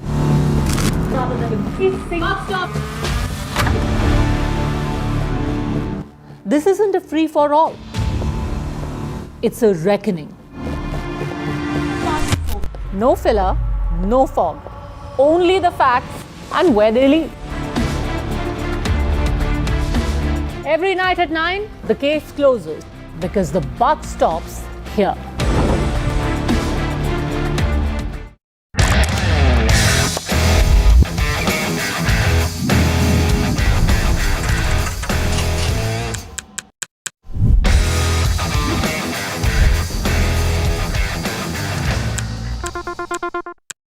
"21 days in Kashmir. People have bombarded me, friends, with requests for an unfiltered list of things I saw and observed on the ground. Very special ground report from the line of control. There were some children who've lost limbs in the shelling. They're now India's smallest but possibly the most powerful crime family. Cough syrup has killed at least 25 children. Gaikwad sahab, aise mat kijiye.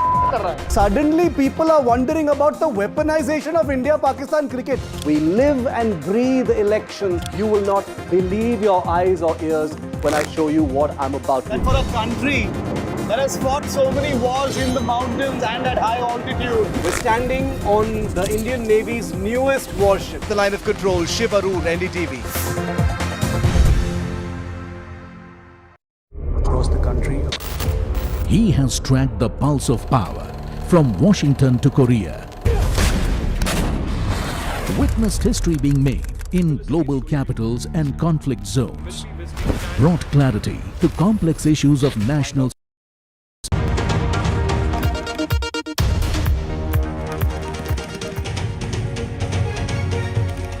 Good evening and welcome. You're watching Left, Right and Centre. I'm Vishnu Shom. Tonight, two global flashpoints that could reshape geopolitics. First, Iran, where there's growing unrest and rising dissent, which is fueling a question the world is watching closely. Is the country on the brink of a new revolution, or will the regime tighten its grip once again? The stakes couldn't be higher with Trump's constant threats, and it is not just for Iran but for the entire Middle East. And then Trump's renewed obsession with Greenland. What many say sounds bizarre carries serious strategic weight, with the Arctic fast becoming the next geopolitical battleground. Tonight we bring you big exclusives. The first official reactions from Greenland and Denmark. We talk to those in the Danish security setup who actually talk about what Denmark might do from a policy standpoint if they are attacked. But first, let's focus on the situation in Iran. Could this be another revolution?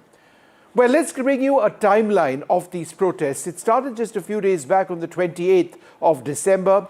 Iran's rial, their currency, crashed to a record low of about 1.45 million per US dollar, sparking immediate economic fury as merchants in Tehran's Al-Adin and Charso markets shut down their shops. Then on the 29th of the month, there were strikes which rapidly expanded to Tehran's iconic Grand Bazaar. There was also a powerful viral video of a lone protester defiantly standing before riot police and motorbikes. He was dubbed Tehran's Tank Man. He spread online the protests, images of the Tank Man. Demonstrations erupted to places like Hamadan and Zanjan. Then on the 30th, students from major universities ended up joining the protests, amplifying calls for change, with security forces opening fire on the protesters as well in Hamadan amidst escalating clashes. On the last day of 2025, the 31st, the government imposed widespread business shutdowns across the country, in fact in 21 provinces, in a bid to contain the unrest. The first reported fatalities, right, were in fact identified at this stage. On the 1st of the month, workers at Tehran's very critical vegetable market joined the strikes. That resulted in further paralyzing daily commerce. Then the US got involved, with President Trump on the 3rd issuing a stark warning of potential American intervention if the regime escalates violence against demonstrators. There was also a severe 35% drop in internet traffic signals. At that stage, it's dropped further now. These were deliberate government outages to disrupt the coordination of the protests. On the 6th, exiled Kurdish political groups called for a nationwide general strike that added momentum. And between the 8th and 9th of this month, the exiled Crown Prince Raza Pahlavi urged Iranians to launch nationwide protests which have galvanized crowds. Authorities have also imposed a full nationwide internet blackout as demonstrations flared up intensely all across Iran. But let's now bring you our guests. I'm joined by Haleh Blake, a British-Iranian activist and co-founder of United for Masa. Let's bring up our guests. We're also joined by James Bowden and Dr. James Dorsey. Thank you all very much for being with us. Haleh, thank you very much for joining us on the program. You know, there's a complete news vacuum. We don't really know what's happening in Iran beyond just a glimpse of information that we're getting primarily out of Tehran. How widespread are the protests to the best of your understanding? The scenes we saw last night were incredibly widespread. Seas of people on the streets in all 31 provinces. The images are outstanding, and it really shows the support of the people of the Crown Prince's call for action. There is also another one arranged for this evening. What we saw was a historical day of protest. This was much larger than any other demonstration we have ever seen in the past 46 years. And of course, within an hour of those demonstrations, we saw the internet shutdown, which resulted in the information being entirely censored to the outside media. And as you know, there is no freedom of journalism inside Iran. So we rely on protesters, family and friends to provide us with accounts on the ground. And since last night, we haven't had that. But what we did have before the internet was shut off, that this was beyond everything anyone remembers in their living history in the past 46 years. And that in itself is making history today. Haleh, we've seen massive protests by women in Iran in the last couple of years. Those were eventually shut down, but the sense of anger and seething which exists in Iran never really went away. Are women a key part of the protests across the country now?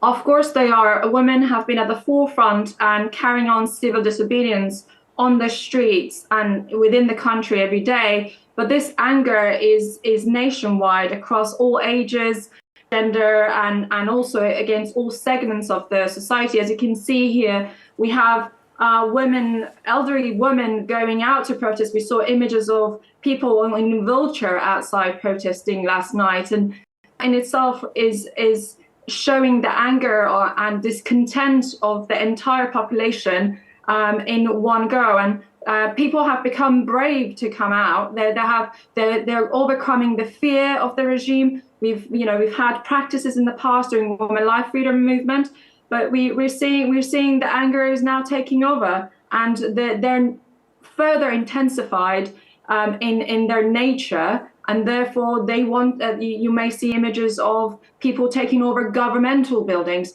We were not at that stage previously, and as you can see the images, they're just some incredible images of people on the streets being beaten up, shot at, and killed. James Bowden, in your opinion, is this the beginning of the end of the Khamenei regime? Oh, that's a very good question. I'm not 100% sure. I do think that we are in a petite insurrection, if not a full insurrection. Actually, just in the last couple of hours, the Iranian government released news updates that several police officers as well as security personnel had been killed in the protests. And this also follows photos loaded up onto social media of a police officer who was reportedly burned on the streets. So we are definitely witnessing an incredible moment here where I think that the Iranian state is being really challenged to its greatest degree at this time. If this is not the end, it is very close to it. I think next 2 to 3 weeks are going to be the determining factor. What would be the determining factor? Well, the determining factor would be a couple of events that we need to see. Number one, we've seen some of the Kurdish groups begin to announce that they want to pull away and begin their independence movements again. Also, Sistun Baluch groups have not announced anything yet, but they are probably getting primed to move away. But another one will be, I think, even more of these deaths. I think there will be a critical mass of police stations and government buildings that are burned.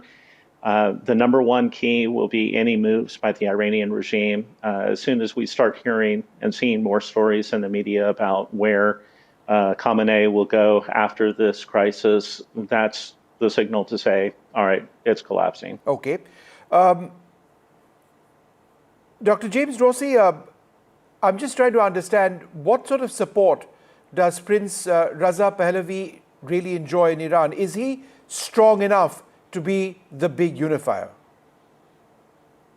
Before I answer your question, let me just make one remark about to what degree this poses a challenge to the regime. There's no doubt that this is one of the most serious challenges that the regime has faced. There's also no doubt that there is widespread anger, particularly with the rapidly and radically deteriorating economic situation. However, experience with popular revolts shows that revolts succeed when you start to see splits within the regime, particularly within the military forces. If you think back of the 1979 Islamic Revolution in Iran, part of what happened there was a split in the military. We're seeing no indications of that. I think, in fact, in terms of the popularity of the Shah, sure, there are segments of society that that support the Shah. However, you've seen, I saw on the screen that you showed slogans in favor of the Shah. There are also slogans that say no Khamenei and no Shah, and we don't really know what support bases there are. Indications over time in the past have been that the Shah's support is not a majority. Right.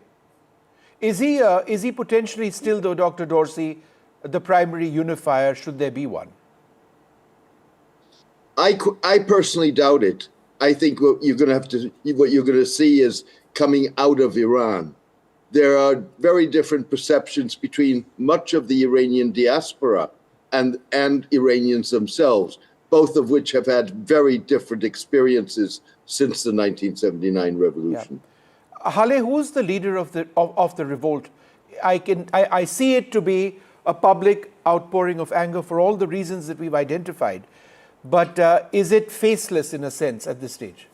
No, we have a very clear leader, and the chants of pro-Pahlavi chants have been across all of the locations, across all sides, even the most conservative religious cities such as Mashhad and Qazvin. You can see that across all of those. So this is definitely very much has a face. And in terms of defection, the Crown Prince did actually launch a defection campaign back in the summer, and over tens of thousands of defections has already been registered with him, and they are within active communication. This is very much on we have a leader, it's very clear, to take us to a democratic Iran, get us to ballot boxes, and that is what we want, a very secular, democratic Iran in the future.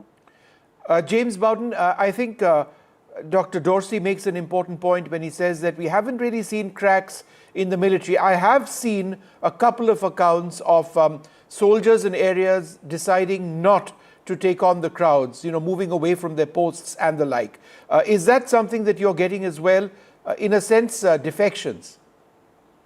Well, I have not heard that report, but that is very important. And any government that starts to have rot at that lower level of soldiers not wanting to respond to government orders to suppress a riot, then you are on your way to government collapse. We've seen this repeatedly in world history, where when governments really do start to fall apart, it generally, as he said, it does creep up from the military. But that is, I think, based on a realization that their efforts are not succeeding and, in fact, are resulting in just harder and more steadfast resistance. Dr. Dorsey, let's talk about Donald Trump, his threats. In terms of, and what he said is that if there are attacks, mass attacks on the Iranian people, then America would respond.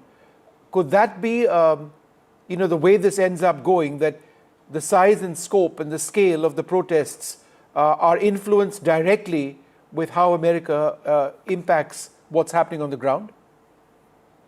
I think what you're seeing at the moment is that Donald Trump's threats of intervention or penalizing the regime militarily if there is mass killing of protesters is in some ways allowing the regime to blame all of this on foreign forces.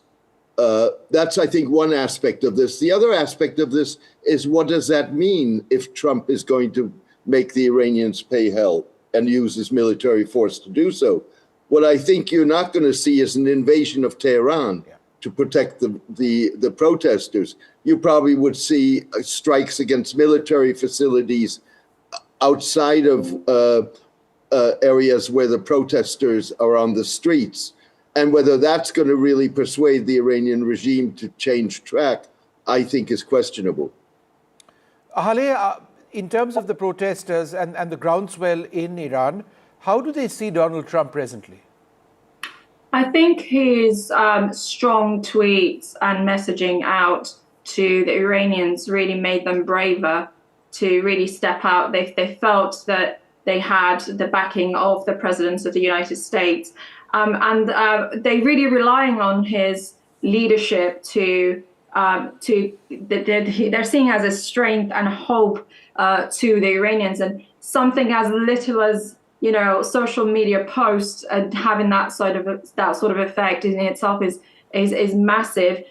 Well, in terms of boots on the ground, we don't really want an intervention as Iranians. We are able to get this over the line. We just need the West to stop negotiating with the regime. We need the West and America to take a really strong leadership, which we can see from President Trump. And we really need them to delegitimize the regime and insert pressure on their IRGC funding. And so we really need the West to take a really strong stance there, and also to pressure them and to stop them from bringing human resources from other countries for the crackdowns. I think those are the big asks from the Iranian community.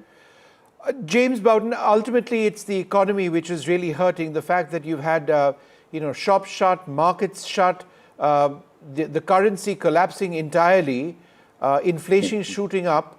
Is that likely to be perhaps the biggest trigger for these protesters beyond any of the larger political reasons that we've sort of discussed on this program? Oh, absolutely. Bear in mind that these protests, there have been protests and there have been strikes going on in Iran for over the last year. Daily, I monitor everything as much as possible that comes out of the region, and including Iran. And I see constant oil workers, teachers, doctors, unions striking. They have been protesting and calling for changes for a long time. Then in early December, and I think what was the real catalyst of this was the U.S. seized the oil tanker, I believe called the Skipper, on December 10th. That was sanctioned Iranian oil. Then on the 23rd, we heard that either it was Iran or Iraq that was stopping to move gas from Iran to Iraq. That also did further damage. And so, yeah, I mean, these are people who are struggling. They want water, they want electricity, they need basic human necessities, and they're not getting it from the government. And the government hasn't been getting the message that they need this. They have been investing heavily in their military and infrastructure on that end and ignoring the Iranian people. So yes, this is not ideological. This is not a, hey, let's have freedom or a hijab issue. This is, I want to live and be able to live right. Ahale, as somebody who's spoken about the need for genuine freedom in Iran, could you give us examples of how your own family back in Iran has been repressed, how you've sort of suffered as a result of that, how there continues to be turmoil in a sense, there are no real freedoms on the one hand, and on the other hand, Iran is, contrary to how it's reported, is fairly advanced, very decent healthcare, very decent infrastructure, at one level reasonably prosperous. So, there are two Irans that you're talking about. One where there's the repression that people suffer from, and one, several aspects of the economy which are still fairly progressive. I think the repression, we talked about it in 2022 and 2023 in detail about, women's rights, minority rights, and all of that. But what is worth mentioning here is that it's a 90 million highly educated population. And despite having 10 times resources per capita, 70% of the Iranian population actually live under the line of poverty. There are a large portion of that 70% are unable to meet some of their basic needs. I mean, we have heard of cases where people have been unable to buy meat for at least a year. For a rich country such as Iran, that is entirely not acceptable. And the way people see this is that all of the funds and the income of Iran is injected, is pushed out to the proxies. And that's where you have seen one of the chances. People say no to Gaza, no to Lebanon, my life, I give my life to Iran. That comes from that place of so many unable to live, knowing how much resources is available and should be within the Iranians. They also know that this regime will never going to change, never going to adjust to the people's demands. It doesn't matter what type of president we have, selected president we have, the outcome continues to be the same. This is an authoritarian regime that has been occupying Iran for 46 years and have used the same tricks to negotiate with the West, and that the people are not accepting it anymore. There's no kind of reform idea that people are willing to even entertain. So that's why you can see that people completely look to their past and how the infrastructure of now was actually built back 46 years ago, and this regime is not able to keep up with some of their even maintaining of those infrastructures, such as a very simple bridge that was made by Reza Shah. So this is why the Iranians are very nostalgic to their past, and they do not trust anybody else but Reza Pahlavi to take them out with that transition to ballot boxes. So, I mean, again, for a rich country like Iran, peace should be prosperous, such as the other Persian Gulf countries we see across the south of Iran. Well, hopefully, whatever takes place is, there isn't a bloodbath on the ground, that these protests do result in fundamental change on the ground. The freedoms you speak about actually come back. But for the moment, let's hope that the law and order situation, by which I mean there is no violence on the ground, remains the priority. We leave it over there. Thank you very much for joining us. We're going to take a short break. Coming up after that, we're going to be moving to the other global flashpoint, potentially, Greenland. We've got some very important interviews, one by, in fact, two MPs, one from Greenland, one from Denmark, including the first very direct statements on what Denmark might be forced to do if there is American military action on the ground in Greenland. That's coming up next.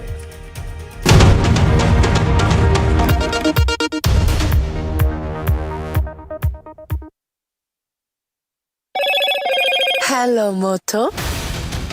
Motorola, India's leading AI smartphone brand. Motorola Edge 70, India's only ultra-thin phone with 3 into 50 MP cameras. Grab Motorola Edge 70 today.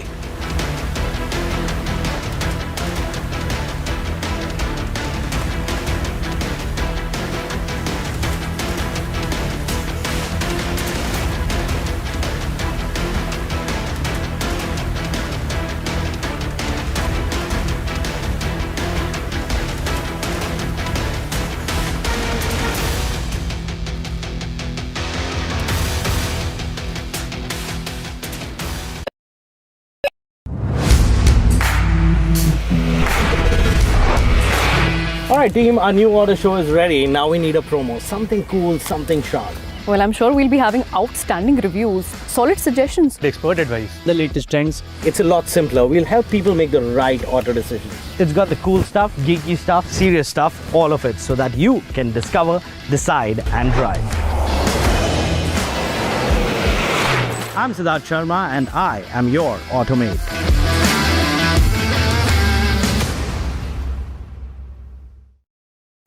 The nerve center of the maximum city, the BMC, a contest that will shape Mumbai's next decade, its identity, its legacy, its future.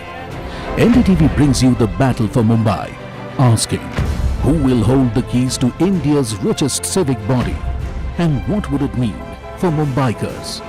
BMC Power Play, only on the NDTV network.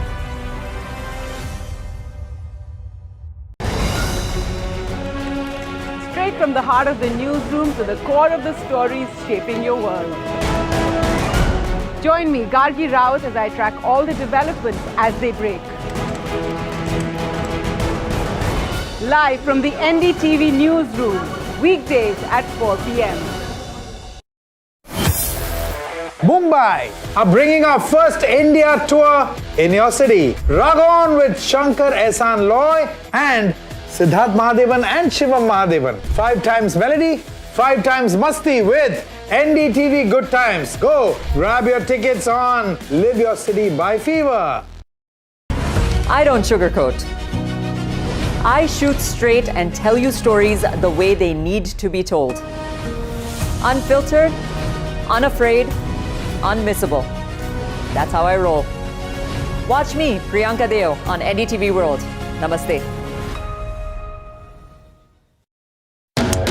Delhi set the fairway on fire. The precision, the edge, the contest, the electric energy. Now, the NDTV PGTI Golf Pro-Am travels to Hyderabad, a day crafted for an unmatched experience. NDTV PGTI Golf Pro-Am, the course of champions, the conversation of leaders. 10th January 2026, Boulders Hills Golf and Country Club.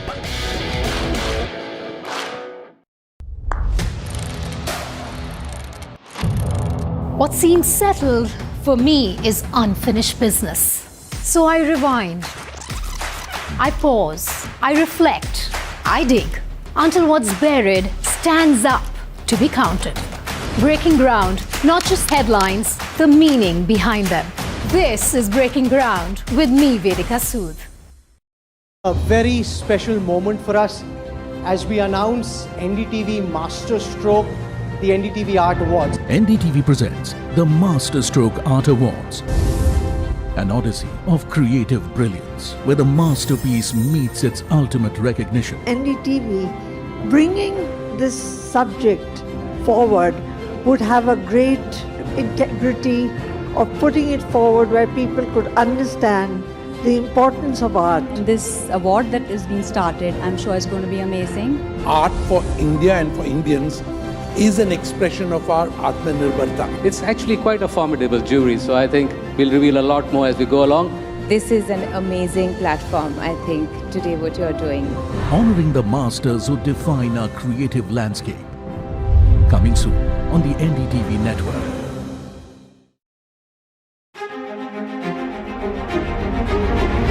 Every winter, the World Economic Forum at Davos becomes the world's thinking room, where power, policy and purpose converge. where the future is examined and reimagined. In January 2026, NDTV will be at the heart of this conversation. NDTV Ignite at Davos, this January on the NDTV network. The front lines of Kargil. The fury of Operation Sindoor. So many attacks. The chaos and cries of disaster zones. To fighter jet cockpits. And the world's most defining interviews. It's incredible. He has seen history break. Live, unfiltered. 20,000 hours of live broadcasting. Welcome to Left, Right and Centre. Hard facts. War-struck country. Hard questions. In the Ukraine. 30 years of trust. In the Kargil area. North Ukraine. In France. In Italy. At Srinagar. Vishnu Shom for NDTV. Vishnu Shom. Only on NDTV. Pulling us into this country. They argue, I conclude. They deflect, I drill down.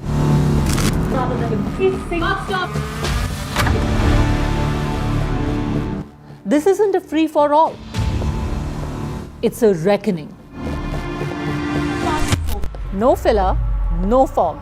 Only the facts and where they lead. Every night at 9, the case closes because the buck stops here.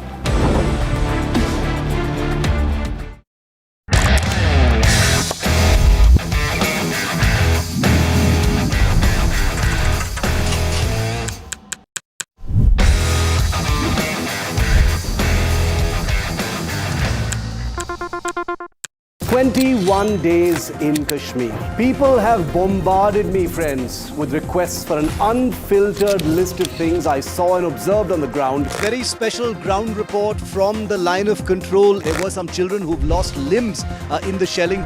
They're now India's smallest but possibly the most powerful crime family. Cough syrup has killed at least 25 children. Gaikwad sahab, aise mat kijiye.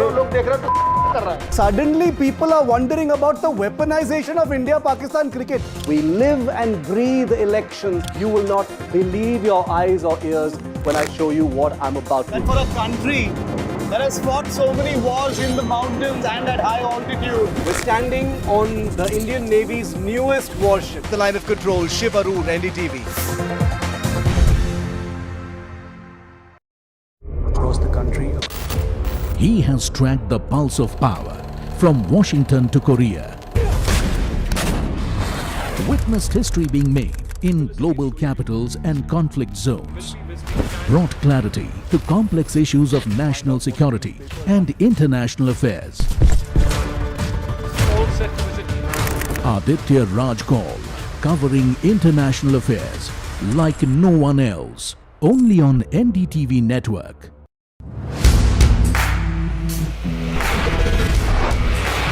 Alright team, our new order show is ready. Now we need a promo. Something cool, something sharp. Well, I'm sure we'll be having outstanding reviews, solid suggestions. Expert advice. The latest trends. It's a lot simpler. We'll help people make the right auto decisions. It's got the cool stuff, geeky stuff, serious stuff, all of it, so that you can discover, decide and drive. I'm Siddharth Sharma and I am your Automate.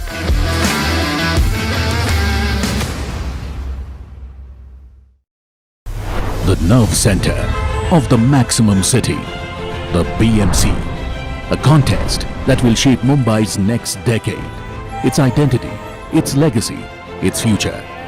NDTV brings you the battle for Mumbai, asking who will hold the keys to India's richest civic body and what would it mean for Mumbaikars.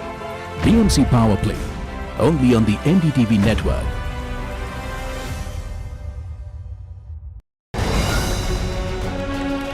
Straight from the heart of the newsroom to the core of the stories shaping your world. Join me, Gargi Raut, as I track all the developments as they break. Live from the NDTV newsroom, weekdays at 4 p.m. Mumbai are bringing our first India tour in your city. Ragon with Shankar Ehsan Loy and Siddharth Mahadevan and Shivam Mahadevan. 5 times melody, 5 times masti with NDTV Good Times. Go grab your tickets on Live Your City by Fever. I don't sugarcoat. I shoot straight and tell you stories the way they need to be told. Unfiltered, unafraid, unmissable. That's how I roll. Watch me, Priyanka Deo, on NDTV World. Namaste. Delhi set the fairway on fire. The precision, the edge, the content.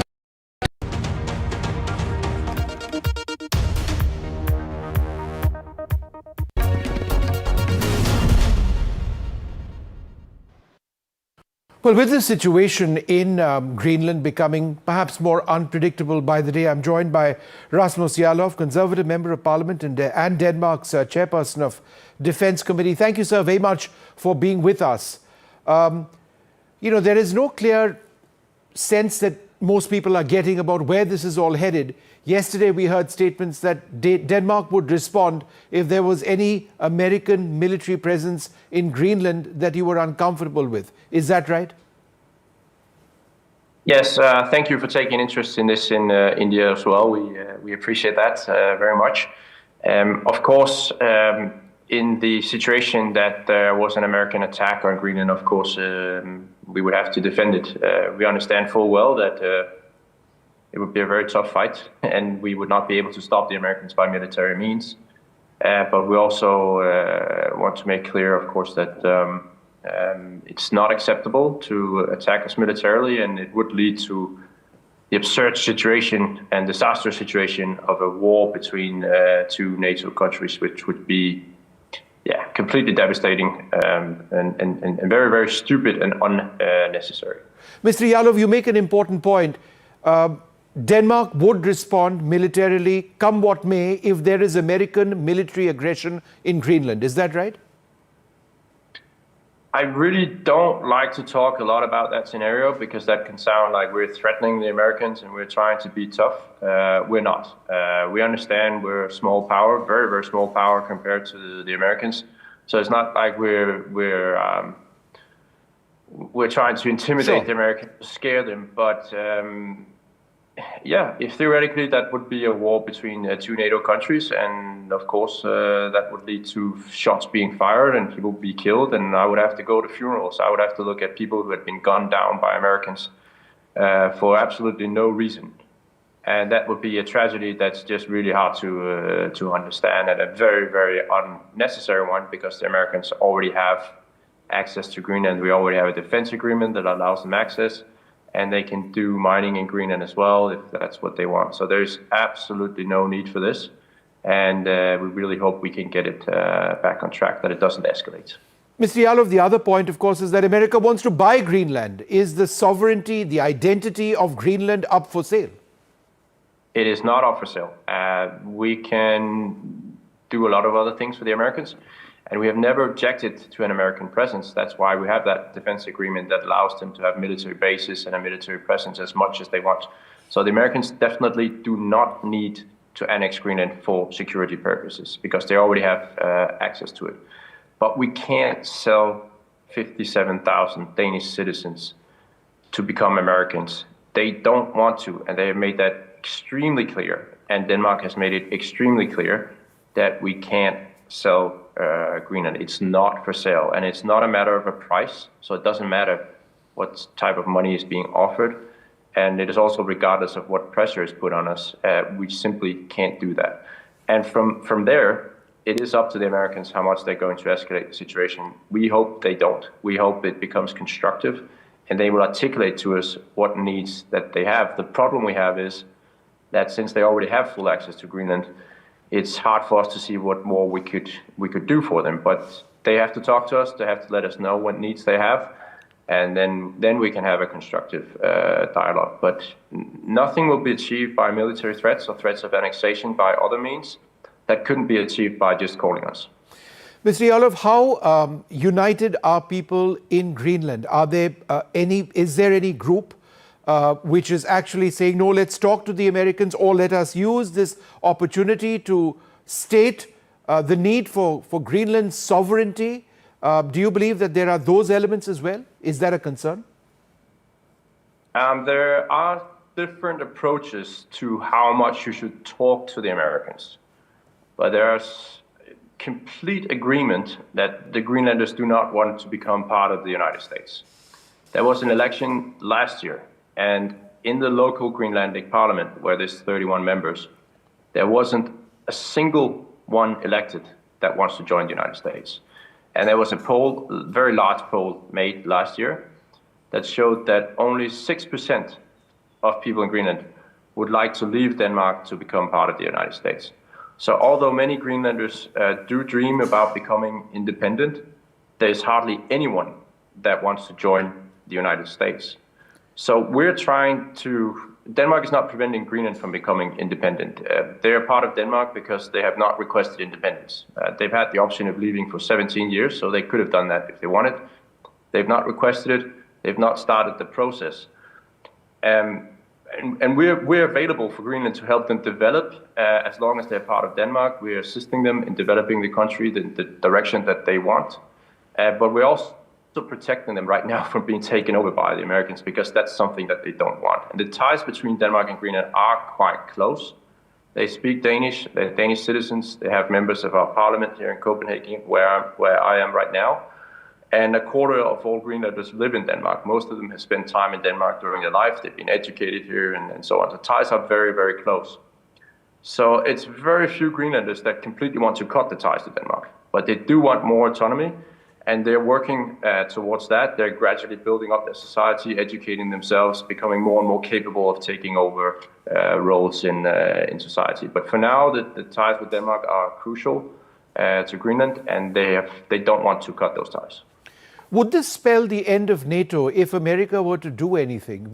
I'm not just talking about militarily, but otherwise, if they were to force the issue one way or the other, would that spell the end of NATO? It could well do that. I mean, certainly a military attack would be the end of NATO, because then Denmark would have to invoke the Article 5 in NATO, which is the oath that countries have to come and protect us. And then the Americans and all other countries would be obliged to come and help Denmark, protect Denmark against the United States. Of course, the Americans would veto that, and then NATO would be dead. But other means are also unacceptable. I don't think any country could or should accept a targeted campaign from a foreign power to dismantle the country. And that's really what we're talking about. Americans are working actively to try to dismantle the Kingdom of Denmark. I mean, would India accept that a foreign power went to a province in India, tried to hook up with an independence movement, tried to bribe them into leaving India? I don't think any country would accept such an approach. Denmark is not standing in the way of the Greenlanders becoming independent, not at all. We are we're just there because they haven't asked us not to be there. And we've been there for 600 years. But it seems very, very unacceptable that the Americans are working so actively to sort of trying to dismantle our kingdom. Like if China went to Hawaii, tried to bribe people there into leaving the United States to become part of China, I think they would object quite aggressively against that. Mr. Yadav, very, very strong views, but very important ones. It's a story that's impacting, global dynamics around the world. Thank you so much for sharing the perspective of Denmark in this very important story. Thank you very much indeed.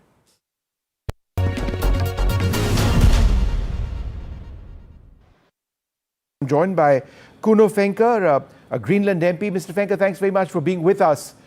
Yesterday, there were some reports which suggested that if there was some sort of an American military presence in Greenland, which you disagreed with, the Danish government would react. Is that realistically something that might happen?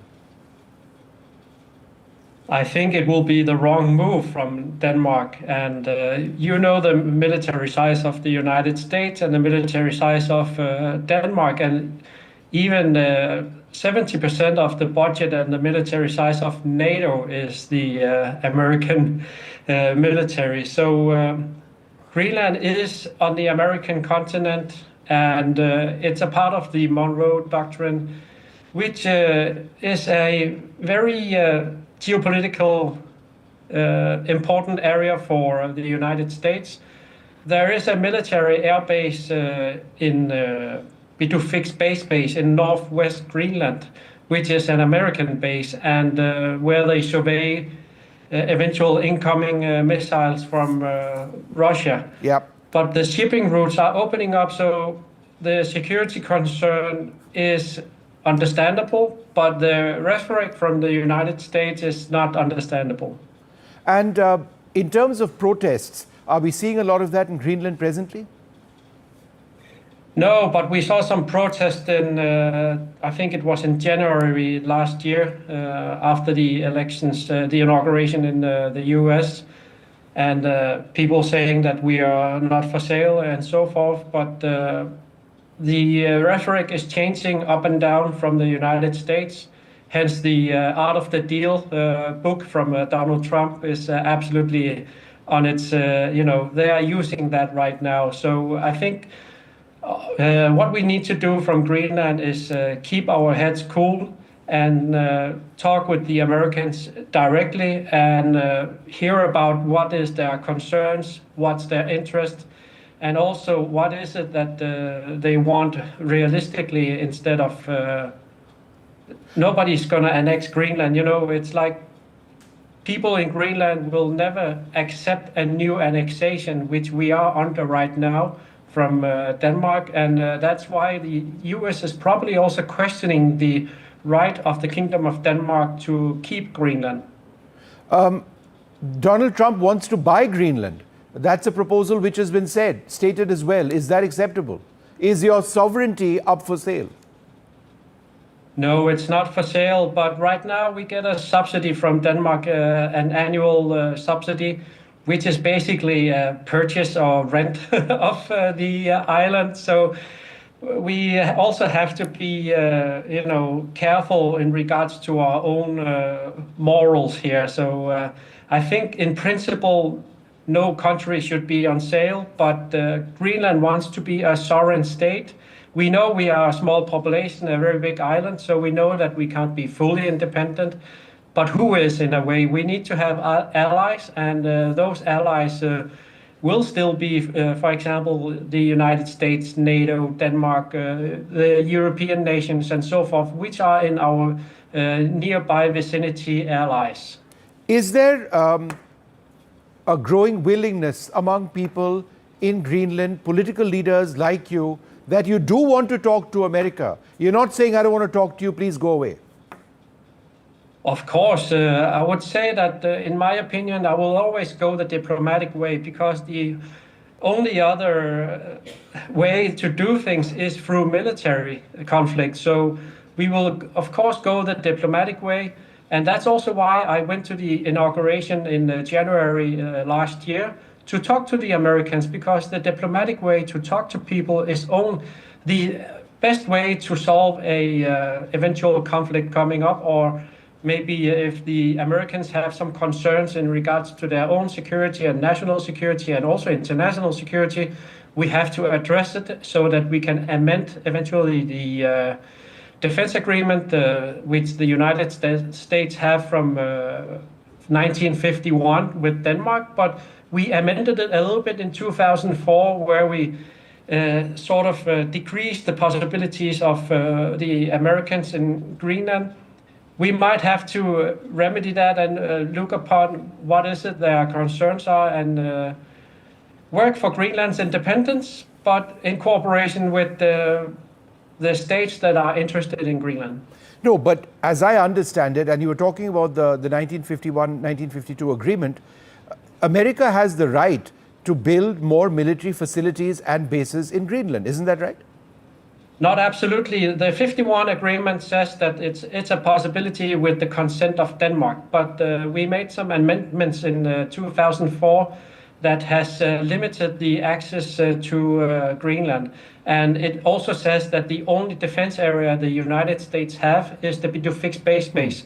So we have to act upon what are the facts and read what are the agreements and the law. So we will have to adhere to that so that people don't say things that the United States can do whatever they want. It's not true. I understand, Greenland's identity, but is Greenland firmly with Denmark and Mette Frederiksen in this entire situation?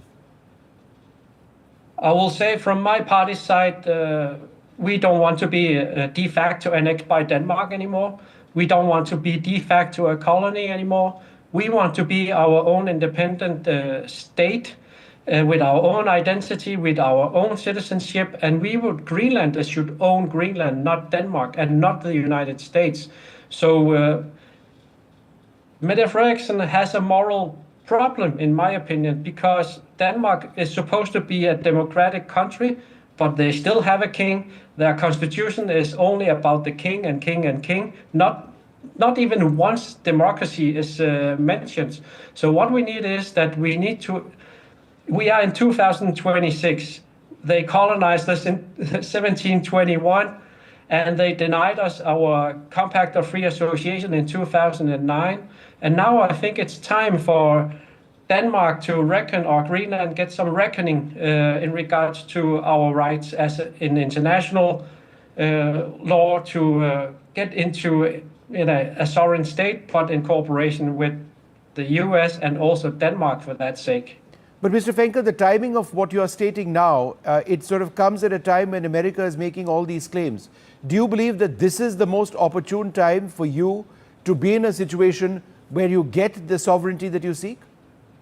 Absolutely, because with no urgency, no change is happening. We have seen that for over 300 years now.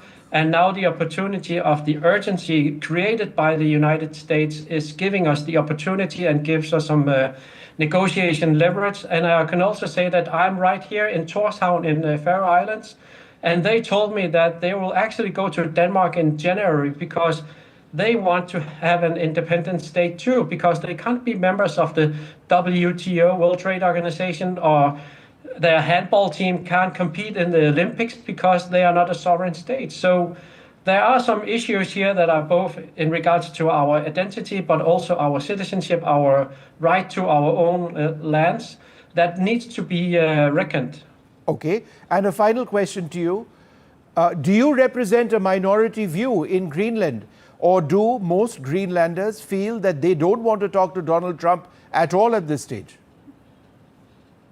I think there has been a lot of panic because you can see the tactics of the United States is like they are saying one thing and another thing, and many politicians are saying things, and a lot of media has also fear-mongered about the United States and also painting them a enemy picture. So that is, in my opinion, wrong. I think we have to be diplomatic. I think the people of Greenland will understand at some point that we need to get out of our hiatus. We are not an ostrich hiding in the ground. We need to get our head up and also act like a sovereign state and talk to the states that are interested in us. Mr. Fenker, you didn't answer my question. I was asking you, do you represent a majority view in Greenland? I can't say, but I will say that I will do my utmost so that people understand. All right. Kuno Fenker, MP from Greenland, thank you very much for speaking to us and sharing your views. Thanks very much indeed.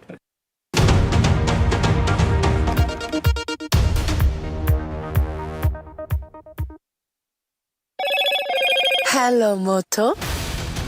Motorola, India's leading AI smartphone brand. Motorola Edge 70, India's only ultra-thin phone with 3x50 MP cameras. Grab Motorola Edge 70 today.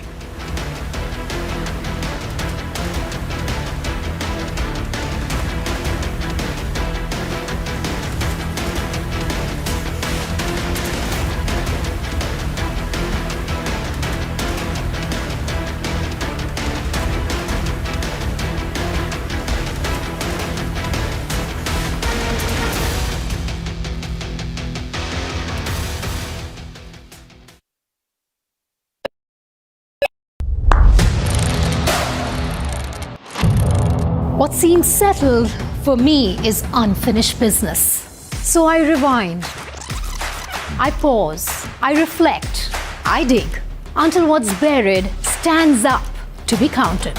Breaking ground, not just headlines, the meaning behind them. This is Breaking Ground with me, Vedika Sood.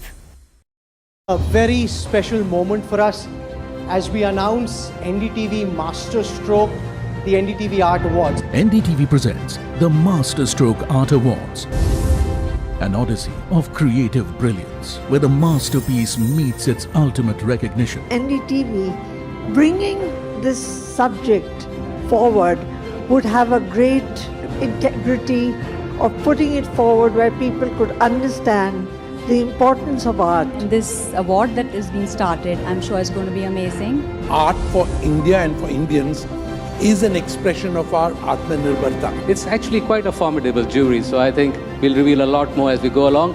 This is an amazing platform, I think, today what you're doing. Honoring the masters who define our creative landscape. Coming soon on the NDTV network.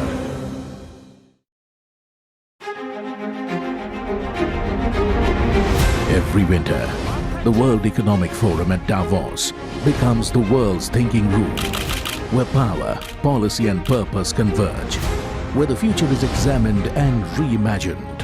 In January 2026, NDTV will be at the heart of this conversation. NDTV Ignite at Davos, this January on the NDTV network. The front lines of Kargil. The fury of Operation Sindoor. So many attacks. The chaos and cries of disaster zones. To fighter jet cockpits. And the world's most defining interviews. It's incredible. He has seen history break. Live. Unfiltered. 20,000 hours of live broadcasting. Welcome to Left, Right and Centre. Hard facts. War-struck country. Hard questions. In the Ukraine. 30 years of trust. In the Kargil area. North Ukraine. In France. In Italy. At Srinagar. Vishnu Shom for NDTV. Vishnu Shom. Only on NDTV. Pulling us into this country.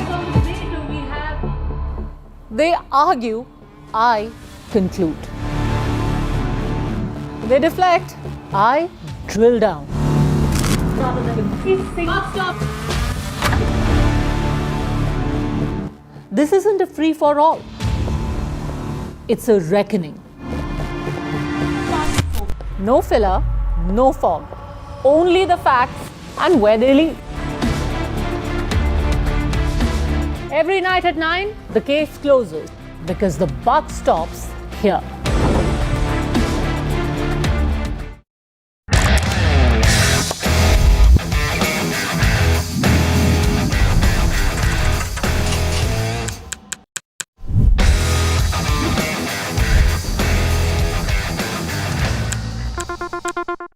"21 days in Kashmir. People have bombarded me, friends, with requests for an unfiltered list of things I saw and observed on the ground. Very special ground report from the line of control. There were some children who've lost limbs in the shelling.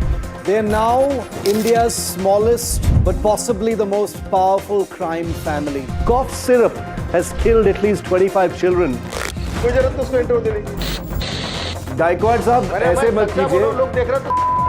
Suddenly people are wondering about the weaponization of India-Pakistan cricket. We live and breathe elections. You will not believe your eyes or ears when I show you what I'm about to do. For a country that has fought so many wars in the mountains and at high altitude. We're standing on the Indian Navy's newest warship, the line of control, Shiv Arur, NDTV. Across the country. He has tracked the pulse of power from Washington to Korea. Witnessed history being made in global capitals and conflict zones. Brought clarity to complex issues of national security and international affairs. Aditya Raj Kaul, covering international affairs like no one else. Only on NDTV network.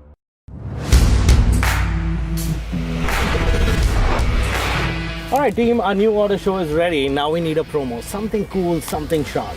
Well, I'm sure we'll be having outstanding reviews, solid suggestions, Expert advice, the latest trends. It's a lot simpler. We'll help people make the right auto decisions. It's got the cool stuff, geeky stuff, serious stuff, all of it, so that you can discover, decide, and drive. I'm Siddharth Sharma, and I am your Automate.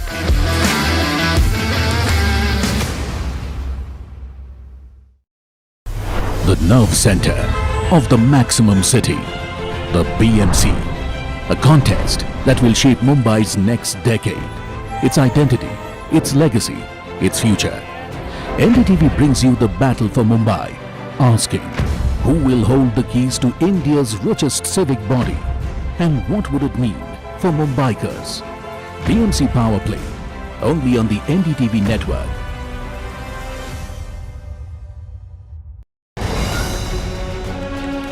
Straight from the heart of the newsroom to the core of the stories shaping your world. Join me, Gargi Raut, as I track all the developments as they break. Live from the NDTV newsroom, weekdays at 4 p.m. Mumbai are bringing our first India tour in your city. Rag on with Shankar Ehsaan Loy and Siddharth Mahadevan and Shivam Mahadevan. 5 times melody, 5 times masti with NDTV Good Times. Go grab your tickets on Live Your City by Fever. I don't sugarcoat. I shoot straight and tell you stories the way they need to be told. Unfiltered, unafraid, unmissable. That's how I roll. Watch me, Priyanka Deo, on NDTV World. Namaste. Delhi set the fairway on fire. The precision, the edge, the contest, the electric energy.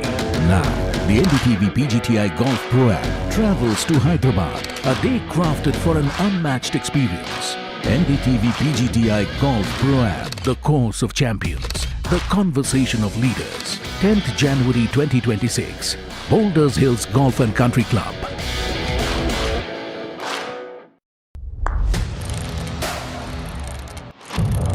What seems settled for me is unfinished business. So I rewind.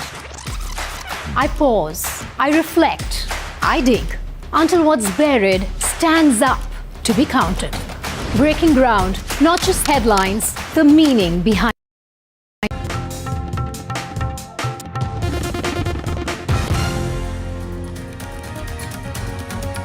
Hello and welcome. You're watching NDTV. I'm Aditi Bhardwaj, and let's take a look at the top stories that we are tracking here at this hour. Hours after ordering censor board to clear Jananayagan, Madras High Court Chief Justice puts Vijay's film release on hold. Jananayagan won't release before January 21 now. TVK likely to approach the Supreme Court.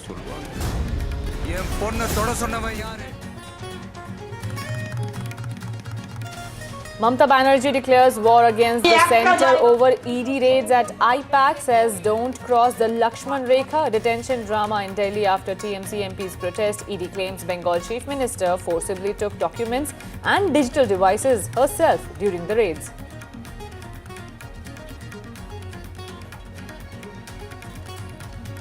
Maharashtra's civic poll war brings the Pawar Parivar together. Supriya Sule and Ajit Pawar to unveil NCP manifesto in Pimpri Chinchwad tomorrow.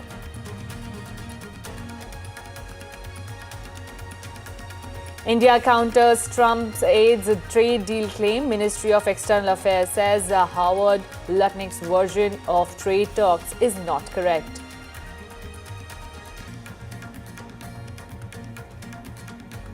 Iran Supreme Leader asked Trump to address problems within his own country first. This after the US President warned Tehran of severe consequences of crackdown on protesters continue.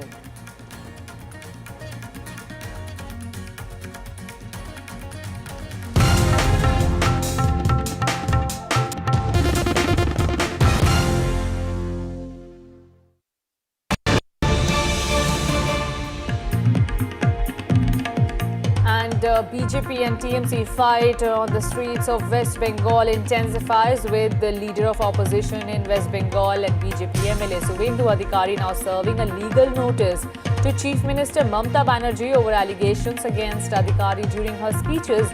He also warned to file a defamation case if no response is received within 72 hours. Today, Chief Minister Mamta Banerjee, in a desperate attempt to divert attention from an ongoing ED investigation, made absolutely baseless defamatory allegations against me. That's what Mr. Subhendu Adhikari said in his post on social media at X, while stating that a legal notice has been sent to West Bengal Chief Minister.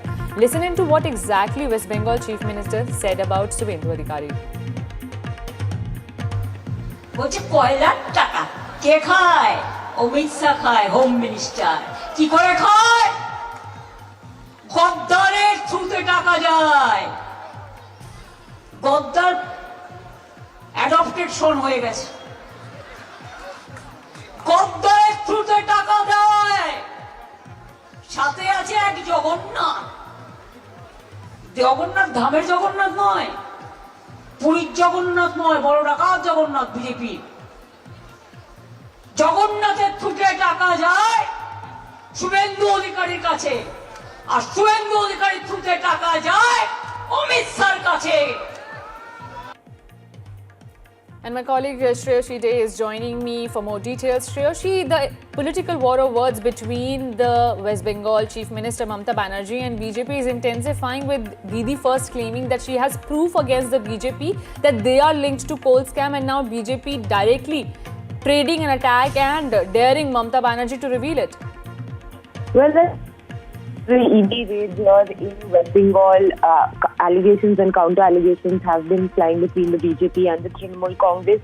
Now, leader of the opposition and BJP MLA Subhendu Adhikari has served a legal notice to the Chief Minister of West Bengal, saying that if she doesn't give supporting evidence to all the statements that she's been making regarding the alleged coal scam, where she has linked also BJP leaders, including Home Minister Amit Shah and Subhendu Adhikari, to be beneficiaries of this illegal coal pilferage. Subhendu Adhikari has given the Chief Minister 72 hours time, after which he has warned that he will be moving a criminal and civil defamation case against the West Bengal Chief Minister. Absolutely. But Shreyashi, what exactly does the proof which TMC claims it has with it that links directly the BJP with the coal scam? Well, we did hear the Chief Minister address the media yesterday outside the IPAC office in Kolkata, where she named Amit Shah, Defence Minister Rajnath Singh, Subhendu Adhikari and BJP leader Jagannath Chattopadhyay, and said that they also have alleged links to the coal scam. Now, even in the earlier instances, we've seen the BJP dragging Trinamool Congress functionaries into this alleged coal scam that has been under investigation by both the CBI and ED since 2020 here in West Bengal. But the veracity of these charges, of course, only the Enforcement Directorate and the CBI can clarify on. Charge sheets have been filed by the CBI in this ongoing case, and the ED has now started investigations under the Prevention of Money Laundering Act. Rightly so. Thank you so much, Shreyashi, for giving us all these details.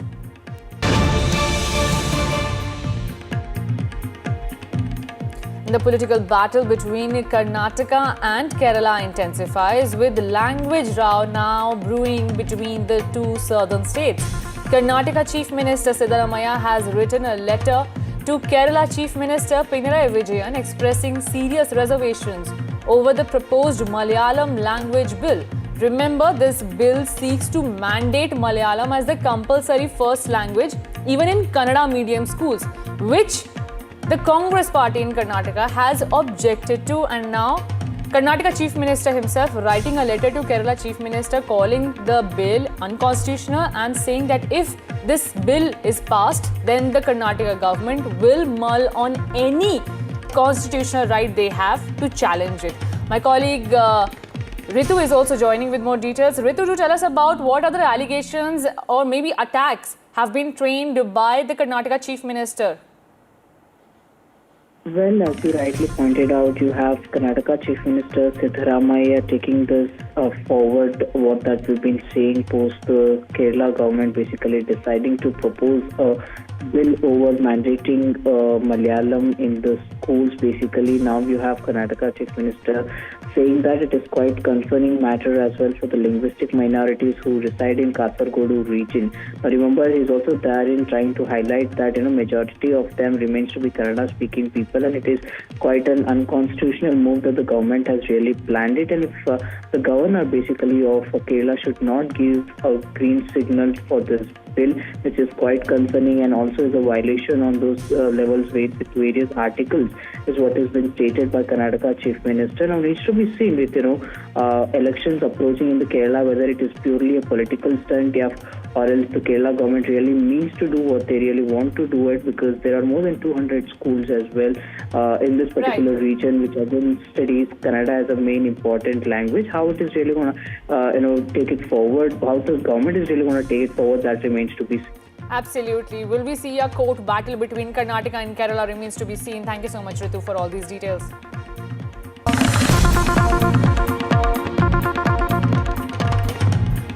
Shifting our focus to Maharashtra now, politics heats up ahead of the BMC elections. Uddhav Thackeray trains guns at BJP.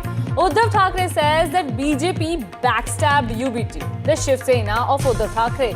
Uddhav Thackeray further on goes on to say that he didn't leave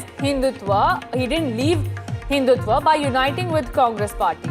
He also asked the double standard of the BJP. What about the BJP AIMIM poll packed in some places for the BMC elections? Listen in. भाजपने पाठीत वार केला म्हणून काँग्रेस बरोबर गेलो होतो आणि मी काँग्रेस सोबत गेलो तर उद्धव ठाकरेंनी हिंदुत्व सोडलं मग भाजपने अकोटमध्ये एमआयएम बरोबर युती केली. And my colleague Abhishek Awasthi is joining me with more details. Abhishek, the political war of words between UBT and BJP intensified. Do tell us more about it. Definitely, it was the first joint rally by both Thackeray brothers in Nasik for Nasik Municipal Corporation.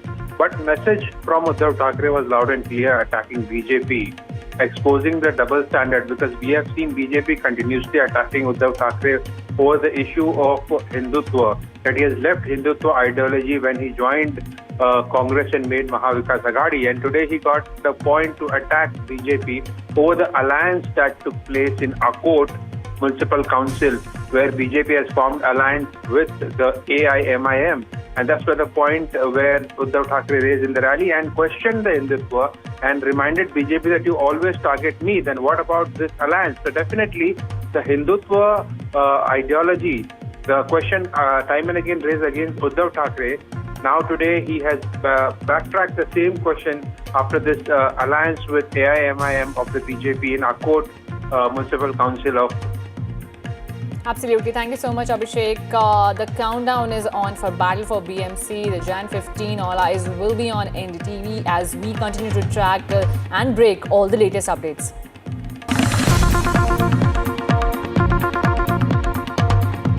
Now, the Delhi Chief Minister Rekha Gupta has responded to social media criticism. Delhi Chief Minister, while speaking in Delhi Assembly, said, "They make fun of me as I am the woman Chief Minister. They make cheap comments on me." And in a very humble way, the Chief Minister said that anyone can make mistakes while speaking, hence one should not be targeted for it. Listen in. मैं अध्यक्ष जी कहना चाहती हूँ, मैं, मेरे मंत्री, मेरे विधायक, हम सब लोग लगातार दिल्ली की सड़कों पे काम करते हुए दिखाई दे जाएंगे. लगातार दिल्ली की जनता की सेवा में हमें आप कार्यरत देख लेंगे, क्योंकि हमारी सरकार अकाउंटेबिलिटी की सरकार है. परंतु मुझे थोड़ी तकलीफ है, इन लोगों को 24/7 एक महिला मुख्यमंत्री काम करते हुए अच्छी नहीं लगती. उनको तकलीफ होती है, सहन नहीं होता. कभी वो सम्मान को ठेस पहुंचाने वाली कुछ बातें कहेंगे, फिर कभी घटिया कमेंट करेंगे, फिर बेबुनियाद इल्जाम लगाएंगे, फिर कभी शब्दों को पकड़ेंगे, कहेंगे AQI को AIQ बोल दिया. आज भी बोलेंगे कुछ, अभी मेरी पूरी स्पीच देखेंगे, उसमें से निकाल के लाएंगे. इनको अच्छा नहीं लगता. एक महिला वो राज्य चला रही है, दिल्ली जैसा, रोज इतने काम कर रही है. Slipping into a very short break, don't go anywhere as we continue to track more latest details.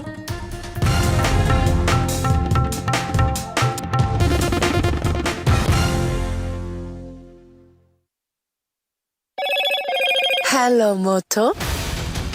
Motorola, India's leading AI smartphone brand. Motorola Edge 70, India's only ultra-thin phone with 3x50 MP cameras. Grab Motorola Edge 70 today.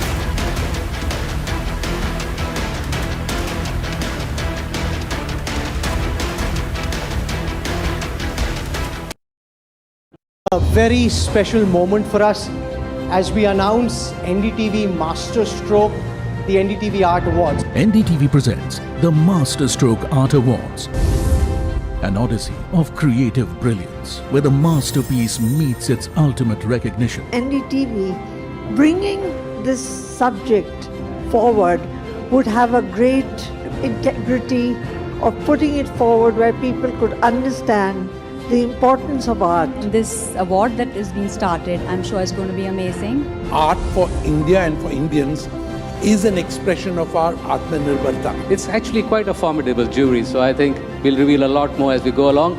This is an amazing platform, I think, today what you're doing. Honoring the masters who define our creative landscape.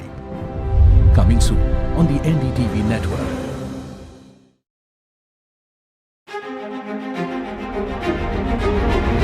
Every winter, the World Economic Forum at Davos becomes the world's thinking room, where power, policy and purpose converge, where the future is examined and reimagined. In January 2026, NDTV will be at the heart of this conversation. NDTV Ignite at Davos, this January on the NDTV network. The front lines of Kargil. The fury of Operation Sindhu. So many attacks. The chaos and cries of disaster zones. To fighter jet cockpits. And the world's most defining interviews. It's incredible. He has seen history break. Live. Unfiltered. 20,000 hours of live broadcasting. Welcome to Left, Right and Centre. Hard facts. War-struck country. Hard questions. In the Ukraine. 30 years of trust. In the Kargil area. North Ukraine. In France. In Italy. At Srinagar. Vishnu Shom for NDTV. Vishnu Shom. Only on NDTV. Pulling us into this country. They argue, I conclude. They deflect, I drill down.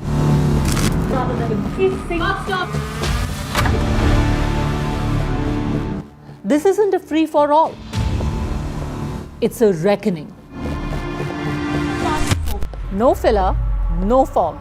Only the facts and where they lead. Every night at 9, the case closes because the buck stops here.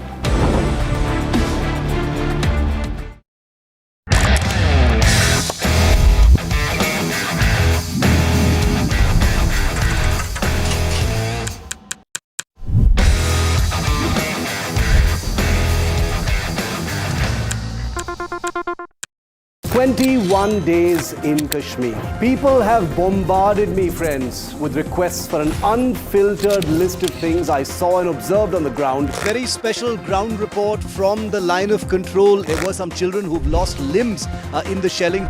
They're now India's smallest but possibly the most powerful crime family. Cough syrup has killed at least 25 children. Gaikwad sahab, aise mat kijiye.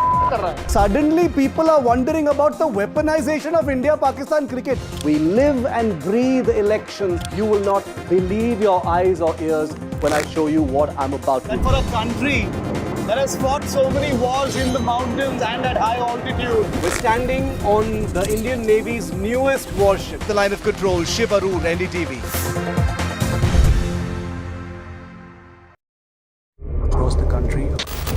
He has tracked the pulse of power from Washington to Korea.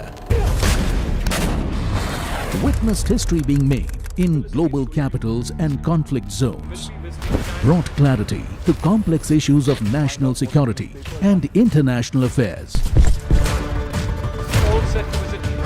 Aditya Raj Kaul, covering international affairs like no one else, only on NDTV network.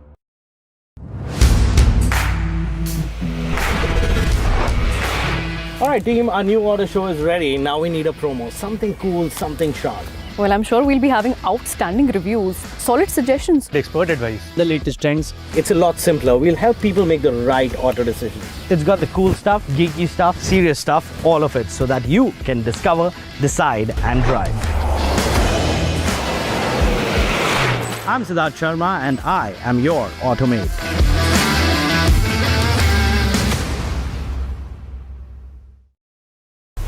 The nerve center of the maximum city, the BMC, a contest that will shape Mumbai's next decade, its identity, its legacy, its future.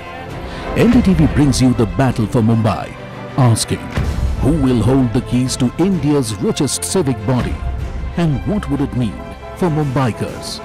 BMC Power Play, only on the NDTV network.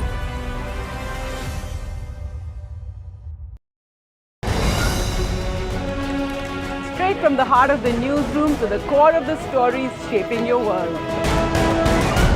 Join me, Gargi Raut, as I track all the developments as they break. Live from the NDTV newsroom, weekdays at 4 p.m. Mumbai are bringing our first India tour in your city. Ragon with Shankar Ehsan Loy and Siddharth Mahadevan and Shivam Mahadevan. 5 times melody, 5 times masti with NDTV Good Times. Go grab your tickets on Live Your City by Fever. I don't sugarcoat. I shoot straight and tell you stories the way they need to be told. Unfiltered, unafraid, unmissable. That's how I roll. Watch me, Priyanka Deo, on NDTV World. Namaste.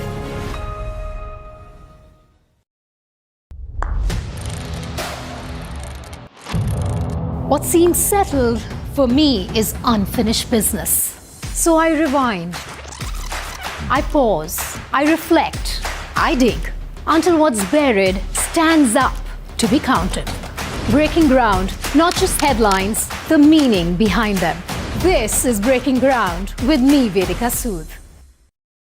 A very special moment for us as we announce NDTV Master Stroke, the NDTV Art Awards. NDTV presents the Master Stroke Art Awards, an odyssey of creative brilliance where the masterpiece meets its ultimate recognition. NDTV bringing this subject forward would have a great integrity of putting it forward where people could understand the importance of art. This award that is being started, I'm sure is going to be amazing. Art for India and for Indians is an expression of our Atmanirbharta. It's actually quite a formidable jury, so I think we'll reveal a lot more.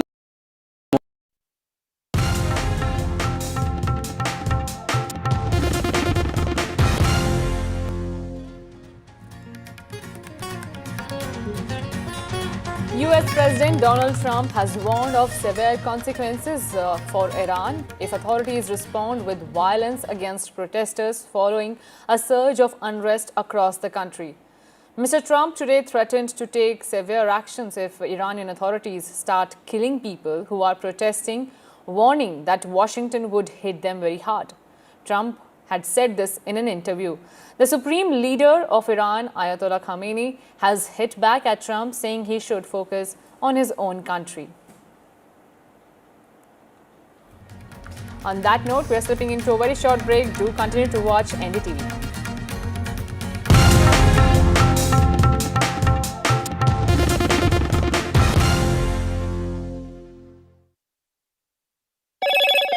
Hello, Moto.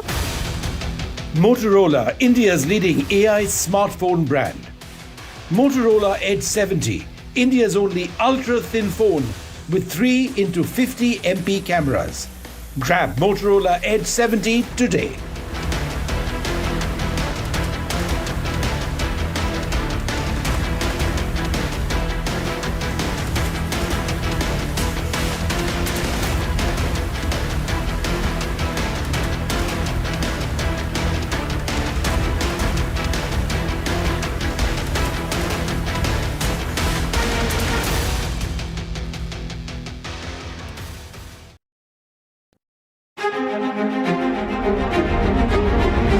Every winter, the World Economic Forum at Davos becomes the world's thinking room, where power, policy and purpose converge, where the future is examined and reimagined.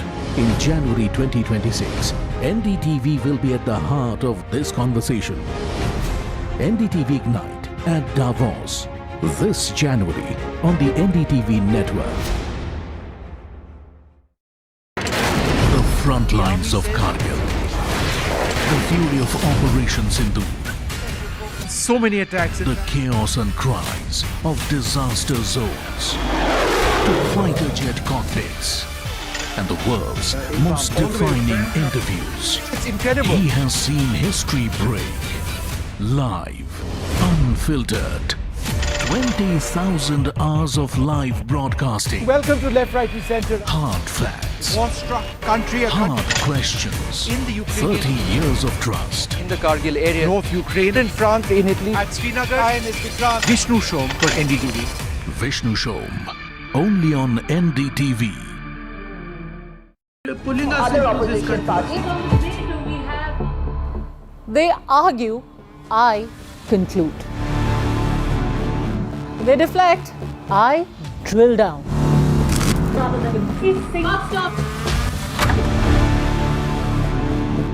This isn't a free-for-all. It's a reckoning. No filler, no fog. Only the facts and where they lead.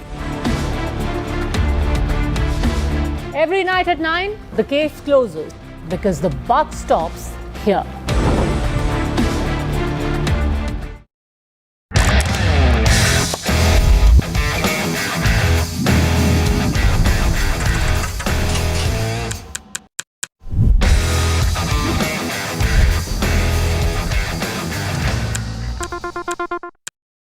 "21 days in Kashmir. People have bombarded me, friends, with requests for an unfiltered list of things I saw and observed on the ground. Very special ground report from the line of control. There were some children who've lost limbs in the shelling. They're now India's smallest but possibly the most powerful crime family. Cough syrup has killed at least 25 children. Gaikwad sahab, aise mat kijiye.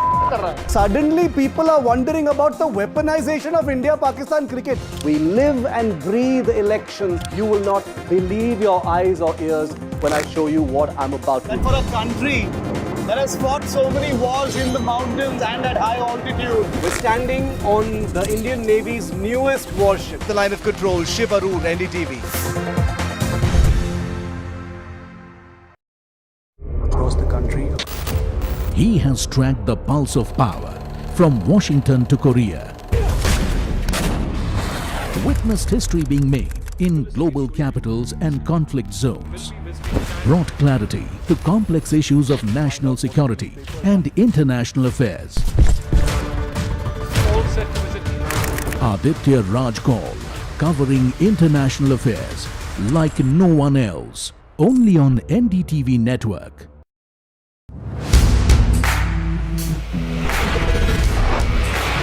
Alright team, our new order show is ready. Now we need a promo. Something cool, something sharp. Well, I'm sure we'll be having outstanding reviews, solid suggestions, Expert advice, the latest trends. It's a lot simpler. We'll help people make the right auto decisions. It's got the cool stuff, geeky stuff, serious stuff, all of it, so that you can discover, decide and drive. I'm Siddharth Sharma and I am your Automate.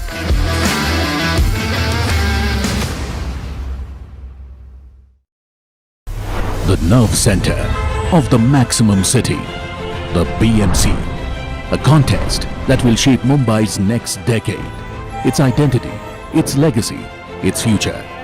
NDTV brings you the battle for Mumbai, asking who will hold the keys to India's richest civic body and what would it mean for Mumbaikars.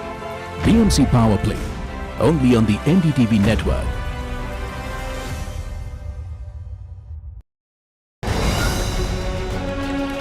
Straight from the heart of the newsroom to the core of the stories shaping your world.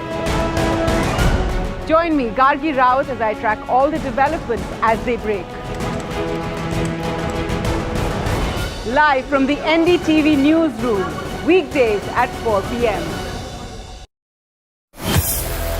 Mumbai are bringing our first India tour in your city. Rag on with Shankar Ehsan Loy and Siddharth Mahadevan and Shivam Mahadevan. 5 times melody, 5 times masti with NDTV Good Times. Go grab your tickets on Live Your City by Fever.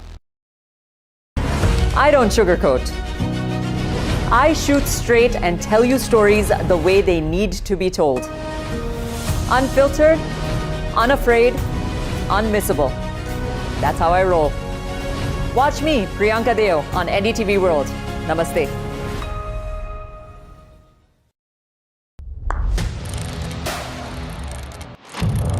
What seems settled for me is unfinished business. So I rewind. I pause. I reflect. I dig until what's buried stands up to be counted. Breaking ground, not just headlines, the meaning behind them. This is Breaking Ground with me, Vedika Sood. A very special moment for us as we announce NDTV Master Stroke, the NDTV Art Awards. NDTV presents the Master Stroke Art Awards, an odyssey of creative brilliance where the masterpiece